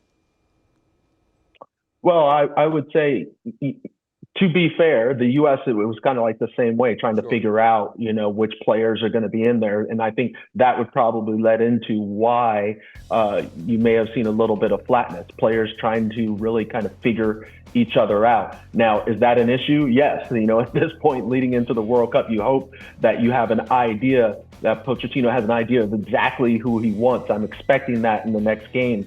But because I think we all learned when you're going up against a team like Belgium or a team like Portugal, having a good start for the first 15, 20 minutes, that's fantastic. But you cannot let down at all because they are so clinical, as we've seen throughout the years. Cobi, you mentioned the head coach, Mauricio Pochettino, for Team USA. After the 2nd loss to Portugal, he said that we didn't have any top 100 players on our team. How'd you read that? As a slight to Pulisic, or as a fact, or how'd you read that? Well, I wouldn't say it's a slight to Pulisic specifically. I think it's just saying, when we look at the world of soccer, you don't have a lot of American players considered to be in that top 100. I would hope that he's not so negative with the team, going into the World Cup. I think he knew what he was getting into, or he should have known of what he was getting into coming to coach the U.S. team. And now it's about figuring out a way with the players that you do have, that do have that potential to be special players. You can't No one can tell me that Pulisic can't be that special player. No one can tell me that Weston McKennie can't be that special player, that Balogun can't be that special player. They're continuing to get better and better. They've just got to find a way as a group to have the best group rather than the best individuals necessarily out on the field to get the result they need. Cobi, I want to show you Pulisic's scoring drought. This includes his club squad too. So August through December, he's on that tear, 10 goals, 3 assists in 19 games with AC Milan. And then January through March, 14 games, no goals, only 1 assist. Do you see something in his game? Is it something that we're running, or is it just bad luck? It's a slump. It happens in every sport. We talk about it in a variety of different ways, but for me, it's about, can Christian Pulisic get ready at the right time? So I'm not too concerned about this that's happening now until these next series of games that are upcoming. Can he be a little bit more precise? He even mentioned it. Can he be more sharp in front of goal? But also, on these games, it's all about the timing, and I think Pulisic, has those special capabilities. I'm not too concerned about that right now because, as we kind of mentioned, to score goals, you have to have the right people around you and you have to be in the right positions. He was being experimented with on the left, in the center. I think they've got to just figure out his best position, where he can be the most dangerous, where I think he likes to come in off of that wing and cut inside and have a go. I think that's probably the best position for him. Cobi, it's an odd thing to say in a week where there were 2 losses by a combined score of 7-2, but I'm not sure if the worst thing that happened to the U.S. men's national team this week was on the pitch. Turkey winning its mini tournament to get into our group. The U.S. benefited from being one of the host countries, probably, got that pot 1 seeding, which our world ranking didn't necessarily earn us, but you take what you can get. And Paraguay and Australia being 2 of the other 3 teams in the group, it's a really good draw. Turkey, on the other hand, has an argument that they're now the best team in the group. How, I don't know if deflating is the right word, but do you agree with me that there's an argument that at this moment, Turkey could be the favorite in the group, even though we know multiple teams from the group will advance? Yes, that's a fair argument, without a doubt. I think, anyone that is really just a student of the game, and you look at where the U.S. is right now, where there seems to be some struggles, over the last few games, and you look at what Turkey is doing and what they've done. They are battle tested through the qualifying process, and that takes you to another level. They've gone through the, win or go home over the last 2 games, so there's just the constant pressure. So yes, you could say that they are in a better spot, than the U.S. right now. Now, what does that mean, when the World Cup comes around? I mean, for the U.S., that's going to be extremely, it could be a tough situation because that could be the game that you might need to get points, and that's going to be your 3rd game in the group stage. So that's going to be one of the games to watch within the World Cup for the U.S. for sure. All right, Cobi, well, thank you very much for joining us on World Cup Wednesday. We'll see you all this summer. Hopefully we get some better results. Our next friendly, May 31st versus Senegal. Thanks for joining us. We'll see you soon. All right, take care. Thank you, Cobi. Thanks, Cobi. Great. He made me feel better. Listen, I'm not. You beat Senegal, and this week feels like it went away. And they are right now the favorites over Turkey. But it's a rough 6 days. If we lose to Senegal, it's panic time in the USA. Yeah. First things first, overtime. Welcome to First Things First Overtime. It's going to be a great show. There was an opus of an article dissing Jalen Hurts. I got radicalized after reading it. We discussed. And a real bonus for the people that watch, FS1 all day, as we hope everyone does. KW announced when we talked about the show to lead the regulation, He's going to do better than he did that time. Yeah, like That's what he said. He's been broiling with anger as the show has it just gone on. slowly. It's grown. It was like a Save your best for the OT. sourdough take. It's like it's rising. Yeah, great. Meanwhile, how far can Luka carry the Lakers? He caught a dunk as well, Danny. Did you see that? Yeah. He did. Best player in the world. Can dunk. An NBA player. Unbelievable. When's the last time, how often you see the best player in the world dunk? Joker doesn't dunk a lot, buddy. Wimby, he does. Yeah, Wemby dunks. Yeah, Several times a game. without jumping. Finally, coolest stats in all sports, maybe the world. Is there just the sports world? The whole world. Wow. Why limit ourselves to just sports? Yeah, I can't wait. It's a March Madness edition of Pack Stats. Chris Broussard, Kevin Wildes, Nick Wright, fresh from the Bahamas. Started to get I think you're peeling a little bit. I didn't notice that. Danny Parkins, who worked last week. Thank you, Danny. Yeah. Or this week. I worked Monday while you guys were off. I appreciate that, holding it down. No problem. Thank They you. want me to work, I'm here. That's great. Yeah, That's team what guy. I love. Let's head to Philadelphia. Latest chapter in the saga, Jalen Hurts and the Eagles. Today, Tim McManus and Jeremy Fowler dropped an article headline, Inside the Eagles 2025 Friction as Jalen Hurts stands at the crossroads. Danny, there was a lot to digest. I took a pull quote that said the Eagles offense was calcified and it's partly Jalen Hurts' fault. And Nick said, you shouldn't write it. You shouldn't have said that. Yeah. Just seven, I like that I moment of printed out on-air 17 production. pages. He's like, that's you thought picked it was the too wrong soft. character. I mean, there was a lot of stuff in there. That's the one I liked. Yeah, of course that's the one What you was your liked. number one takeaway from this article? It's tough to condense it down to one thing. Thank you. But wait, no, you're right. But my opinion on Jalen Hurts was middle of the road quarterback as a passer, like before the article. Middle of the road passing talent, elite leader, and very clutch. Obviously, nothing in that article changed on the clutch front. We've seen him perform in the Super Bowls. I found myself after reading the article downgrading slightly how I view him as a leader, but actually upgrading how I view him as a player. And the player part's maybe a little confusing. I'll get to it in just a second. But like the leadership stuff, maybe the Michael Jordan, Kobe Bryant leadership style doesn't work for NFL quarterback. Like you're supposed to be more galvanizing and open to ideas, and you have to like be like the rising tide to build up everybody. It's like the ultimate team game. Yep. And like you can't do that quiet, stoic force of nature type It thing. also might not work for Jalen Duren in the NBA. That leadership style might mean you must be Kobe Bryant. truly Ultra like in the elite. conversation of an all-time great for other alpha athletes to follow that. So it might be sport. It also might be where he is in the hierarchy of the sport. Yeah, so I thought there was just like enough things that made sense of quiet, not open to new concepts, standoffish with teammates, not a lot of great relationships with a lot of guys on the team that I was like, oh, maybe I have the leadership piece of it wrong.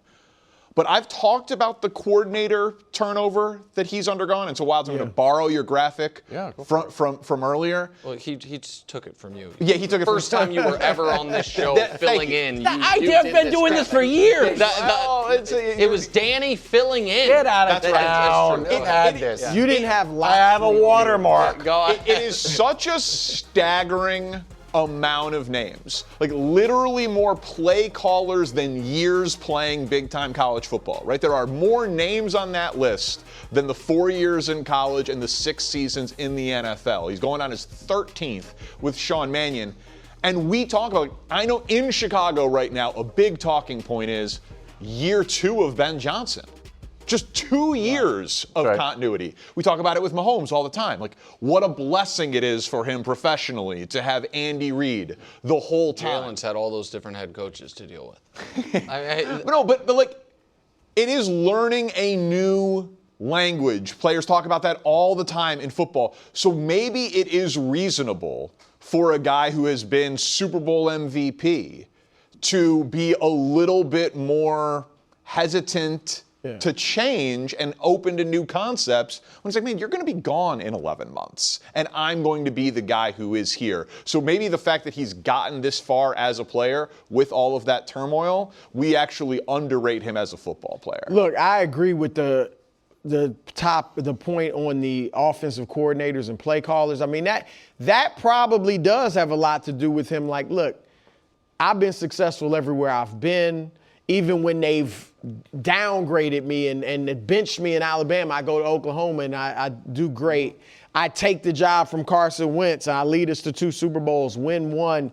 And here's a guy coming in a lot of cases, not much experience, not a better resume than Jalen. This is what I do well. This is what I want to do. I get all that. My biggest takeaway, Danny, though, was obviously there are people within that locker room and in the front office and on the coaching staff that felt the same way A.J. Brown felt. And probably were glad somebody was saying it. Maybe Sirianni's not going to say it to Jalen. Petula's not going to say it to Jalen. We're glad at least somebody is. And that leads me to wonder, will the Eagles trade A.J. Brown? Because he's obviously a great player. And if they understand where he was coming from, even if they might disagree with the way he did it, they probably appreciate it. And maybe we're hoping, this will spark Jalen to change a little bit. And so that makes me question whether or not they're going to trade A.J. Brown. KW? Here's my big takeaway from the article now that I've had an hour to digest it. Jalen Hurts is not a perfect player. I don't know who is. And his imperfections might be different than everyone else's imperfections, and maybe they're more glaring and laid out in this article. He doesn't want to change. Okay. He doesn't want to go under center. Okay. So what? Here's what he can do. Win the Super Bowl. Let's look in the NFC East. I've seen Dak Prescott, who might be a better thrower of the ball. Okay. You fall apart in the playoffs. Jalen Hurts doesn't. Jaden Daniels has more maybe talent, arm talent, is faster. Well, Jaden Daniels wasn't available, and when they did play in the playoffs, I think it was a close 40-something to 20-something 55, game. actually. Oh, was it 55? 55. My goodness, 55. Yeah. Then we got the Giants, who I guess Jackson Dart. I feel like it's insulting to even talk about course. Jackson Dart, comparing him to that. How about the major quarterbacks on the Mount Rushmore? Joe Burrow, whose claim to fame is throwing for a lot of yards, not getting to the playoffs. Jalen Hurts always gets to the playoffs. He also beat Mahomes once. Is that right? Yeah. Once. In the playoffs, yes. In the playoffs. Congratulations. Jalen Hurts did that in the Super Bowl and won Super Bowl MVP. Josh Allen can't beat Mahomes in the playoffs. Jalen Hurts can. Lamar shrinks in the playoffs. Jalen Hurts is bigger. Okay, the guy's not perfect. So hold on. But he's pretty good. But hold on. So this is where I think you I think lose people on this. Those guys you just listed at the end there. For NFC East, I think, you know what? I think you won that battle. I think people might be more bullish on Jaden Daniels long term, but that's a separate discussion. Theory. Yeah, as NFC East. But those last 4 guys you mentioned, I guess you didn't mention Patrick. Do you think, you're right, none of them are perfect players, but do you think Jalen Hurts' flaw is less glaring, more glaring, or the same as those 3 guys? Do you think Jalen Hurts is on Joe Burrow, Lamar Jackson, Josh Allen's level as a quarterback, or does he have something none of those guys have, but he is not as complete of a quarterback as those guys? He's not as complete as a quarterback. He's not. But his resume can go up against these guys and go, trump card a lot of them. But he doesn't have, beautiful tape of throwing the ball, I guess, to down the middle of the field. He doesn't like to work. But I think at this point, by that metric, I think so can Sam Darnold's. Sam Darnold's a Super Bowl champion. You're right. That's what I'm saying. So they should be in the Super Bowl champion club. There's only 5 guys coming in, and Aaron Rodgers you had a membership. Which I think speaks to my biggest takeaway on this article was that it exists. That's my biggest takeaway, because this article flatly cannot exist in any of those cities you mentioned. That you can't get 10 people with the Buffalo Bills to talk to some reporters and explain all the problems the Bills have thanks to Josh Allen. Josh, we saw one from Lamar. Not 10 people, but it was a hit job. But No. Absolutely. And that ended with Lamar's coach being out. That's right. I think there's huge. The Mahomes isn't going to happen. It's a different organization with different levels of success. That's right. No question. And so this article was pointed and intentional. I'm not talking about by the writers. I think it was good by the writers, but by the people talking to the writers. And what it did was I think Sirianni comes in under maximum pressure already. It does ratchet the pressure up on Jalen. And in that, I think this was a warning shot, if you will, of, hey, man, Sean Mannion is going to want to do a lot of these things. Kellen Moore got you pushed and pulled to do it somewhat. You're going to need to do it. Because unlike post-Moore, where you're coming off the halo of the great Super Bowl, winning it, you're coming off your worst year, the team's worst year, and what is real questions about how much of our struggles on the field and as a team are due to you. And we are comfortable telling these writers from ESPN, knowing you're going to be reading this. We are confirming a story that we at previous times folks were denying. Yep. The Fox Sports story about Brandon Graham and Big Dom. My God, Big Dom. Big Dom shows up everywhere. Guy's a and so, like, don't you agree? Like, there is all of a sudden, like, it feels like his Super Bowl MVP grace period went very quick. Like, very quick. That happens in Philly. Look, Mannion needs to be comfortable telling Jalen, because that was another part of the article.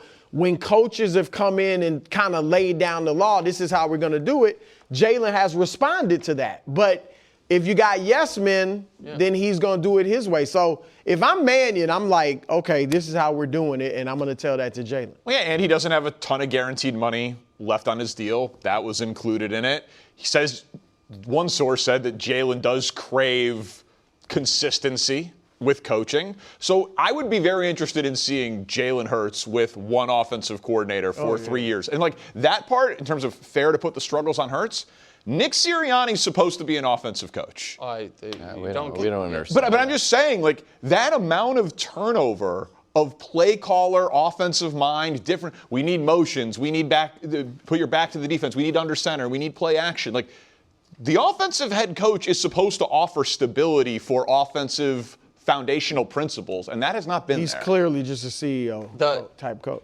And it feels like this real CEO is Big Dom. And so here would be my concern on that. I know we have to get to Pack stats. They're cool. Cool stats. I don't know that he'll ever have consistency at coordinator because, fair or not, I think we have proof of concept that the league as a whole views Jalen Hurts as somewhat limited. And because of that, when he's excellent, they give the credit to the coordinator and that guy gets a job. Yeah. And the Eagles view their team as awesome and the roster is awesome. So when they're not excellent, they fire the coordinator. When they are excellent, he gets another job. So like I don't know what like the epic genius. Get a guy for 3 years. Well, but so here's the I don't know how you do it if it's like if Jalen Hurts is awesome this year.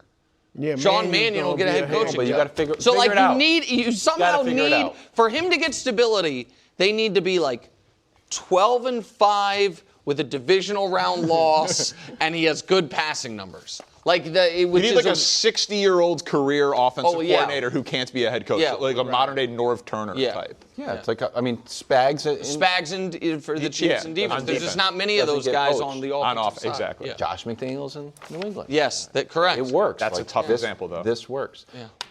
We got a real treat for you, and although it's April Fool's, I am not joking around about this. Danny has been on March Madness all month, all March, honestly. Danny, how are you doing on the He's been the sharpest. Pool? I'm crushing it. He did have Michigan. I had 3 of the 4 Final Four teams, crushing it with bets, have UConn futures alive, and I think March is the best time to get involved in March Madness, personally. You know what? That's a great Well, that's take. crazy because it's April. You blew that. That's all right. It's a good one. All right, time now for Pack Stat. It's a cool segment. Damn you, Nick. All right, cool Good to be stat here. number 1. Yeah, you know what else is cool? What? Glad you asked. Pyramids. As in the pyramid of success. Oh. John Wooden, Nick. Very good. Brew covered him. And Rick Yeah, Brew did cover him.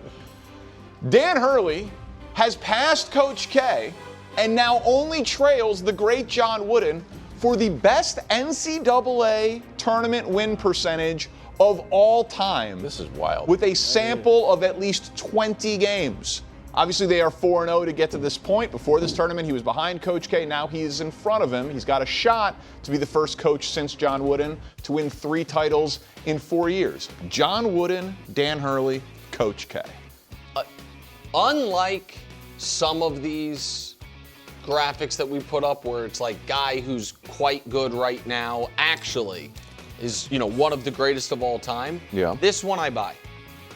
I think Dan, even if his style at sometimes to me, Brew, is grating. You think? I mean, this is sometimes. That's an all-time. Well, he thought he was going to get a chest bump. We're talking about that later in the OT. It's the most ridiculous thing I've ever heard.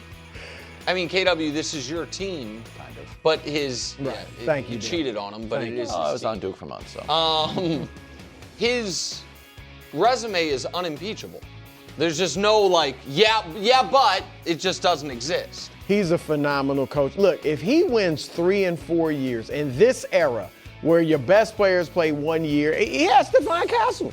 Yeah. Where your best players play 1 year, or even if they're not that good, they transfer into other schools. Like, that would be incredible. I don't necessarily see them winning this, but hey, you got to give them a shot at this point. And so that would be an incredible achievement. Do we have an early take on Illinois versus UConn, Danny? I think Illinois is the better team, but I saw UConn blow out Illinois at the Garden this year. It was way back in November. Illinois was, a bunch of new guys and, older players, but trying to figure it out together. But Hurley in the tournament, it's tough to bet against them. Tough to bet against them. I'm not willing to. We're not making our picks right now. I'm from Connecticut. I was rooting for Chris Smith in 1988. So, that being said, Illinois, very tall. They are very tall. Yeah. You guys know what else is cool? What?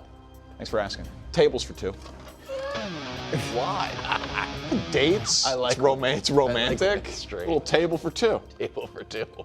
Arizona can be an all-time champion if they win 2 more games. 38 or more wins and a title, D1 history. I mean, this is one of, if not the most dominant title teams of my lifetime watching college basketball, Anthony Davis's Kentucky team. Arizona can get to 38 wins and a title if they finish the job. And the teams that immediately come to mind as the best single-season college basketball teams, unlike Arizona, they all had, whether he turned into a great pro or not, like an iconic college player. Yes. And no disrespect to Arizona, it doesn't feel like they have that. And so, but they've been the best team, and then I know Michigan's your pick, and Michigan's the favorite. I thought Arizona's been the best team had the best resume of any team in the nation all year long.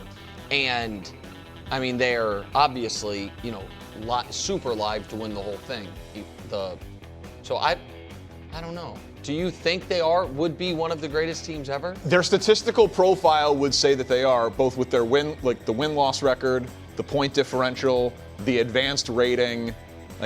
I don't know why they wouldn't be other than not having a top 5. Their achievement would be, but no, they're not. They're not. I mean, it's just a different. Let's just keep it real. It's just a different era. None of these teams. I think everybody agrees with that. Yeah. You can't compare it. But the achievement, they would be right up there. But Jalen, I don't know if you have a Michigan stat coming up. I don't want to. Do you have it? Well, for the game. Okay, but Jalen was talking about this Michigan team being. Well, they think they're the best. But Jalen was he's like, hey, if they win it. No, that's the achievement. What's cool? Hold on. Sorry, what's cool? Bonus, what's cool? Bonus, what's setting up your partner. That was what I was going to say. Is Goliath v. Goliath. Oh. We go David v. Goliath. Arizona, Michigan. Arguably greatest Final Four matchup. Ken Pom made of the all show. time. Ken Pom made the show. I don't care if everyone doesn't know what it is. Any college basketball fan knows about Ken Pom's ratings. These are the two highest rated Ken Pom teams to ever meet in the Final Four. It's never happened before.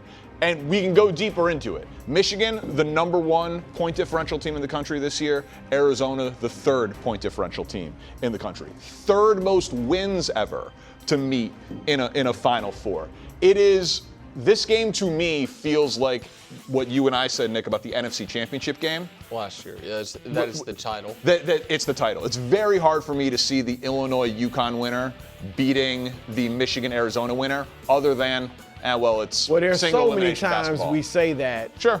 And it turns out whoever wins this game is a 4-point favorite in the final. I'd say a little more, but yeah. Yeah, I do think these are the 2 best teams remaining, not just because they're the 2 1 seeds. Like, that's an easy take. I also tell you this much.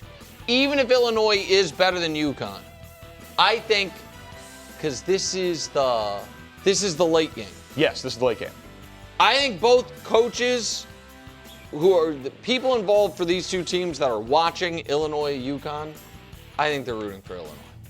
I don't think you don't want to see. I don't think you want UConn after that comeback and then they win the game. And I just think Hurley even in if the tournament. Illinois is better, I don't think you want to play UConn for the title. UConn hasn't played a dominant game start to finish in these last. No, and they finished the St. John's game was tournament getting annihilated. Yeah. Right.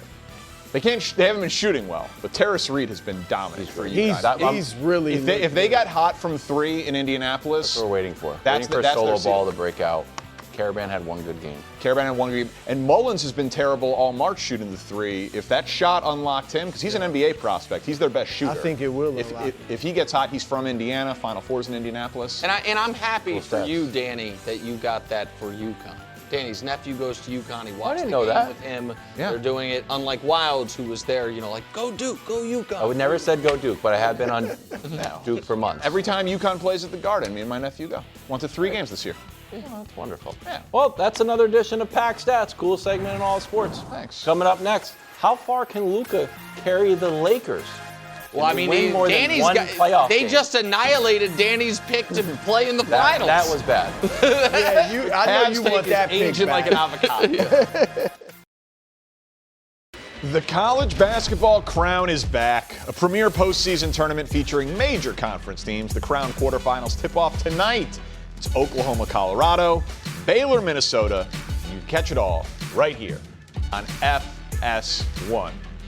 Real cool concept, and I can't get enough. College basketball this time of year. Okay. So, squeeze it in. And they're playing for NIL money. It's in Vegas. Good vibe around the crown. Who doesn't like a big bag of money? I like that. Yeah, exactly. And remember, Nebraska shipped this last year. Right. And then they're a 4 seed this year. Well, watch out for Tariq Francis out of Rutgers. I followed him a little bit this year. He's averaging 16 points. Big-time scorer out of Pittsburgh. I'm going to be looking forward to seeing him light it up in this tournament. Okay, a little crown hype Yeah. from Willie Colon. I like it. Check out all the games here on FS1. Now to the NBA. The Lakers stayed hot. 42 from Luka will do that. Right. Scored 600 points in the month of March. That's a bit above average. Head coach J.J. Redick was asked about Luka's dominance and his month. Take a listen. Luka has had as good of a month as anybody that I can remember in modern NBA, at least since I've been part of it. Certainly LeBron has had those, Harden has had those, Steph has had those, but he just played phenomenally this month. All right, Willie. I have been a skeptic. Yeah. But now this thing just keeps going and going and going. How far do you believe Luka can carry this version of the Lakers? At least to the Western Conference Finals. I really believe so. And you also got to understand, they've beaten some prominent teams thus far. You're talking about the Rockets, the Nuggets. They beat the Pistons, and obviously they had the big win against the Cavs where Luka dropped 42. But you also got what's significant about that game is earlier in the season, the Cavs beat the Lakers by 31 points, right? And so what you're starting to see is this team really come together, and that's not talked about. And I think what's great about the Lakers right now, and if you're a Lakers fan, you have to be excited about, is that even though Luka can drop 40 plus, they're not dependent on him dropping 40 plus, right? Because they have DA who's playing better on both ends of the court. You have LeBron who's showing up. He had 14. You have Rory. He had 14. Austin Reeves has been up and down, but he's been steady as of late. Nevertheless, man, they're coming together as a team when if you look at the Lakers prior to this month or maybe earlier in the season, you're like, man, I don't know who they are or where they stand. They look like a legit outfit that can make a run. So Luka right now is scary, and he's putting up some big-time numbers. So it's 3 straight 40-plus point games, right? He is one of, if not the best offensive players in basketball. Like it's a short list. Sure. It's him, it's Joker, it's Shea, end of list, right? Like that is your list. And he is playing at the peak of his offensive powers. And so I was thinking about, like, a couple years ago when we saw Luka drag that Mavericks team to the finals. It was like kind of an out-of-nowhere situation. Like, Kyrie, Daniel Gafford, P.J. Washington, Lively, Derek Jones Jr., Josh Green. Like, those were the guys who played the most minutes alongside Luka for that Mavs team that got to the finals as a 5 seed. Is that different than LeBron, Reeves, Ayton, Smart, Rui, and Kennard? Like, would you say that Mavericks team, they were more athletic? They were maybe a little bit better, like, defensively with rebounds, although the Lakers have been really good defensively for the last month. I have to at least be open to the possibility that Luka can carry a supporting cast that is flawed to the finals, because I have seen Luka carry a supporting cast that is flawed to the finals. But that goes back to what I just said, DP. He doesn't have to, right? Even though he's capable of, to your point of what you're saying, the fact that you can win a game with LeBron scoring 14 points, Rui scoring 14, and him giving you 40. And on another night, LeBron can give you a triple-double and give you 30, and you're still able to win games against but Luka is scoring 30 every game. Yeah, I have a stat right here. He's scoring 30 every game. So I do think he needs to carry you there.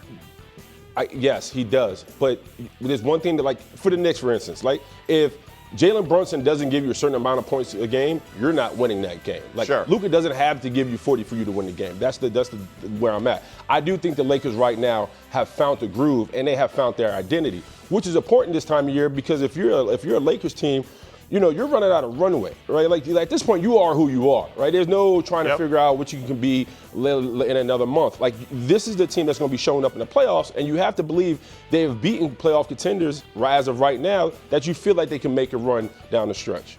Ayton's playing hard, too, and Marcus Smart is engaged on defense. He's playing a lot better. It helps. Yeah, it helps when you give a little bit of effort and you catch the alley-oops. It's a good thing. All right, I cannot wait to talk about this story with you. Let's get back to the tournament. All right, so we all remember the moment. Mullins hits the shot. UConn goes crazy. They complete the comeback. Stunning win. And then Dan Hurley, does he headbutt a referee? Does he get up in his face? What's going on? It's a very weird situation. It feels like a misfire. It's a very odd situation. So Dan Hurley goes on the Triple Option podcast, and that ref is Roger Ayers. He says, we have a great relationship, and this is Dan Hurley's version of events. Take a listen. Really, at that point of the game, we had it won. And he's such an easy guy to work with during the game that I thought he was coming over to chest bump me to celebrate the shot. You know, because it's not like that for me with him. You know, like, my experience with him has been, you know, we haven't won every game. I haven't agreed with every call, but so that was in no way was that like me and a ref that I had been at their throat the whole game. That was more like the emotion of the shot. And this is a cool ass ref that, you know, I just like was. Were you guys sharing the moment together? No, he was just coming up to tell me, yo, it's 0.3. Oh, I think there's going to be 0.3 or 0.4 on the clock is what he was saying to me. I have a lot of thoughts on this, so you can go first or I can go first, but are you buying it? We know he's an ultra-passionate coach. We know he's a fiery human being. We know about the legacy in his family. You know, by the way, I played against his dad. His dad was a monster. So it was famous. But I'll say this. The Big East fined him on March 7th for $25,000 for unsportsmanlike conduct. So this is in his wheelhouse, right? To put it mildly. And this is also, to your point, as you stated, that this is coming after Mullins' big shot. I don't think this was intentional. I don't think this was like him having some back and forth with the ref, Rob Ayers, earlier in the game, and then now he's like, oh, look at us win, I'm coming to get you. I think this is just him being fired up and being, just being a rowdy head coach. It's completely absurd. Come on, DP. I know I'll get crushed for this on the internet. I do not care. It is completely absurd. How? Let me tell you how, Willie. Timing matters, by the way. No, I agree. And I even believe this didn't happen in the first quarter because a foul wasn't called. Hold on a second. I believe that he wasn't mad. I believe that he has a good relationship with Ayers, the ref. I believe that he was outside of his mind and he's a little bit of a crazy person and he's celebrating in the moment. I'll concede all of those points. Okay. Would you concede this one point?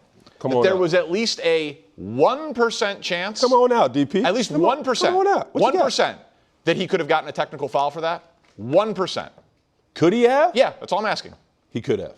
Then it's completely unacceptable. No! Willie, the timing matters. Yeah, his timing makes it worse. How? It's after the big shot. No, yeah, Willie.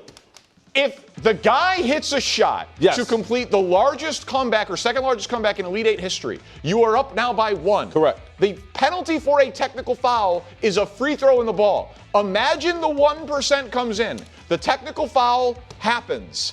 Duke hits the free throw, and then you lose in overtime. It is the worst coaching blunder in the history of the sport. You are the coach. You are the adult in the room. You can't do it. You can't run the risk because your reputation, maybe not with this ref, does precede you. I asked the guys, the producing staff, to put together, this is who Dan Hurley is. Correct. It is who he's always been.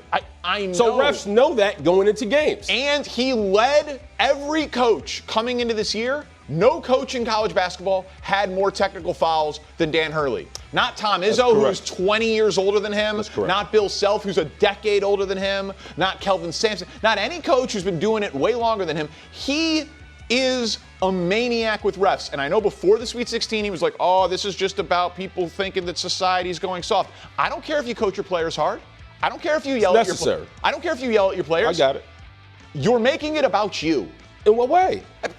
Look at this B-roll. He has to be held back. I have been at games where Dan Hurley does not coach his team in the huddle in a media timeout, and he spends the timeout just mean-mugging refs outside the huddle, trying to intimidate them.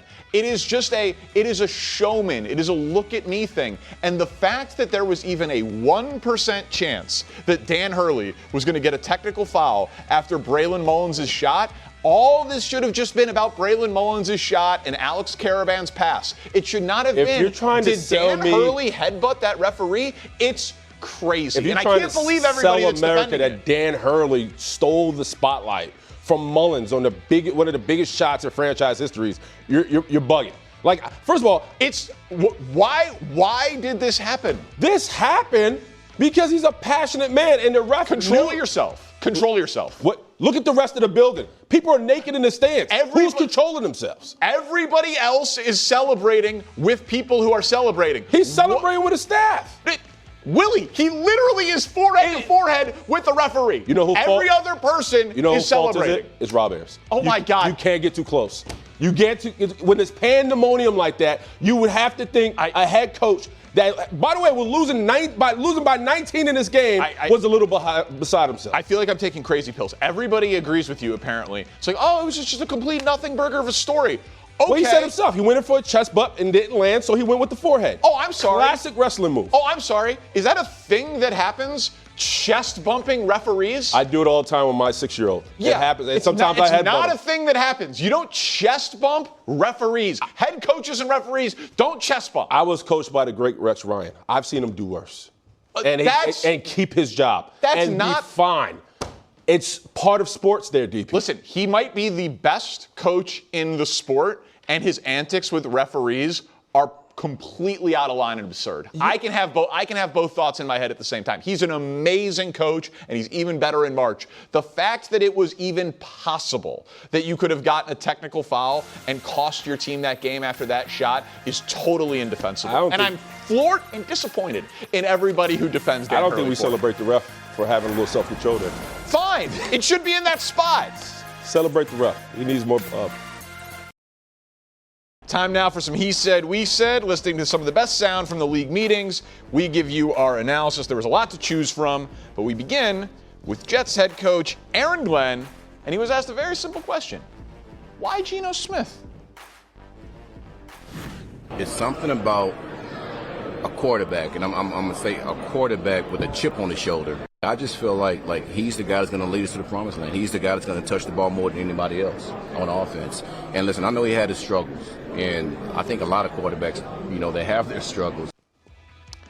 Can we define promised land, please? Because it's not like there were a ton of options for the Jets at quarterback. It's not like we could pick from 20 starters in the league and we just chose Geno Smith. Like, he was kind of what you had to choose from. And they are expected, Willie, their over-under in Vegas is 5.5 wins this year. Really? Only the Cardinals and the Dolphins expected to win fewer games than the Jets. So I'm just not much of a believer in Geno at this stage of his career, but also bringing the Jets to any sort of success. Like, he's not going to a team where he is built to have success. No, listen, I think the Jets will be better on defense. I think offensively they will. I think they're going to roll up on some people. I can give them 7. I think they can win 7 or 8 games next year. I really believe that. Wow. The problem with Aaron Glenn right now, what I've learned about him is that he talks big and bold, right? And he does, and sometimes he doesn't understand that you're in New York where you've sold countless quarterbacks to the fan base to be the guy, the deliverer, and it hasn't happened. Just last year, he sold us Justin Fields that he was going to be the guy that's going to get us over the hump. We're going to land in the wild card. That didn't happen. So nevertheless, man, we know why Geno Smith is here. He's here to quiet the chaos, stabilize the offense, and this look like a competent NFL outfit. So that's the goal for the New York Jets. 7 or 8 wins would be a massive. I'm serious. It'd be a massive The success. defense is going to carry this team. Yeah, well, and then you'll just be out, win just enough games to not draft high enough to get a great quarterback in next year's class. This team was 3-14 last season. Yeah, we need some hope in that building. 7 or 8 wins brings hope. Enjoy the 7 wins and the 9th pick. Next up, the Chargers. Jim Harbaugh. He was asked about how it's going early with the new relationship with him and offensive coordinator Mike McDaniel. Take a listen. Awesome with a capital A, and it is what I really thought it was. Just a perfect combination. Mike McDaniel and Justin Herbert. It's going to bode really well for the Chargers. Obviously, I'm a Herbert guy. I've been a Mike McDaniel guy. There's no way this doesn't work. Yeah. I honestly don't see a world where it doesn't work. Like, Jim Harbaugh is an excellent leader. Old school, gritty, old school. tough. Mike McDaniel, the questions about him as a head coach were, are you too new school? Well, he's soft parenting. Right. Perfect way to say it. Yeah. Right. But he doesn't have to do that part. Yeah. Like, Jim Harbaugh can do that part. Correct. But Mike McDaniel, it's like, oh wow, your league led the offense. You led the league in offense with Tua. You were able to be a productive offense when you had to just keep throwing the ball behind the line of scrimmage. You run really creative plays and different types of things. Like, you give him Justin Herbert and that offensive line and Omarion Hampton and some of the blockers that they've brought in the fullback and the interior of the offensive line to give Justin Herbert a legit top-flight running game, because you know Jim Harbaugh wants to be committed to running the ball. It's like modern concepts with an old-school coach. I see no way it doesn't work. There's no doubt he raises his ceiling. I think what's interesting about Mike McDaniels is that even with the success of Tua, I still feel like we didn't see the best of it, because you got to understand, he couldn't really expand the playbook because he couldn't allow Tua to sit in the pocket due to concussion problems, right? And Tua also wasn't a guy who could run the ball, scramble, or improvise with his legs because of concussions. Now you have a quarterback who has the arm talent, who's tough, who can sit in there and deliver the football anywhere all over the field. I feel like we're about to see Mike McDaniels really go into evil genius mode with Justin Herbert. So, and I still think the Chargers still need an alpha one receiver, whoever that is. Maybe it's A.J. Brown. I would love to see that. If not, you have to sit back and think like this is going to be sweet in L.A. for the Chargers. Yeah, it was just such an interesting hire, and the things that I've said about Herbert, the argument against it is playoff performance, and he hasn't won the big game. Okay, fine, conceded, and he hasn't played well in those playoff games. But Mike McDaniel turned down head coaching interviews and other offensive coordinator offers to go here. Jim Harbaugh was at Michigan and won a title, and he had been in the NFL and teams had kept calling, and he made the jump to go there. Like, these are some of the brightest offensive minds and just brightest minds in coaching. And they both chose with a ton of, they could have gone anywhere. Jim Harbaugh could have gone anywhere. Mike McDaniel could have gone to 10 different places. And they both chose to go with Justin Herbert. It shows how special he is as a talent. I give you one more. I don't think he gets enough credit for the job he did in San Fran with Mike Shanahan. Sure. Kyle Shanahan, excuse me. So I think we underestimate how good of a coach he is. And I think sometimes that's taken away because when you see him at his pressers, he's all over the place. He's saying whimsical things. I think he's going to have a hell of a year with the Chargers.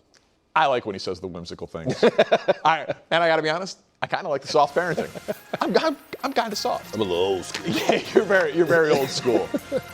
I addressed Tiger Woods stepping away from golf in First Things Last.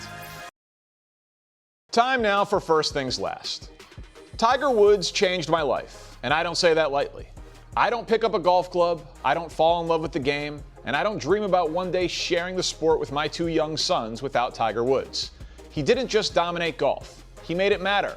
He made it cool. He forged a personal connection for millions of people and the sport. And that's what makes this so hard. Because here we are yet again. Another arrest, another incident behind the wheel, another reminder that for all the brilliance we've witnessed inside the ropes, there's been real struggle outside them. And parsing the details hardly seems to matter. That no alcohol was involved. And that's good, I guess. But let's not kid ourselves. This is a pattern. Car accidents, DUIs, pain management issues, and an abuse of prescription medication. And I'll admit, there's part of this that hits a little closer to home for me. I've had 5 back surgeries, including a full spinal fusion. I know what it's like to live with chronic back pain and to try to swing a golf club when your body just doesn't want to cooperate. Now, to be very clear, I'm operating at about 1% of Tiger's level on my absolute best day, but I do understand the frustration and the temptation when you just want your body to feel normal again. But understanding it doesn't excuse it. At some point, the conversation has to shift from surprise to accountability. Tiger is 50 years old. He's a father. He's someone who people still look up to whether he wants that responsibility or not. And while it's fair to have empathy for what his body has endured, it can't excuse repeated dangerous decisions that endanger his life and those around him on the road. But here's the complicated truth. The PGA Tour and the golf world at large is never turning its back on Tiger Woods. Not because they condone this, but because they can't. His impact is too massive. If he's at Augusta, it's the biggest story. If he's the Ryder Cup captain one day, it's the biggest story. If he joins the Champions Tour, they'll set ratings records. Over 1 million people tune in to watch him play in the golf league and take some swings on a simulator. Tiger isn't just a golfer. He is the gravitational force for the entire sport. So here we are holding 2 truths at once. Tiger Woods, the reason so many of us love this game, and Tiger Woods, the cautionary tale. And maybe the only thing left to root for now isn't another comeback. It's that he finally gets some help. That's all I've got. Thank you so much for hanging out with us on the OT. We're back tomorrow with more First Things First.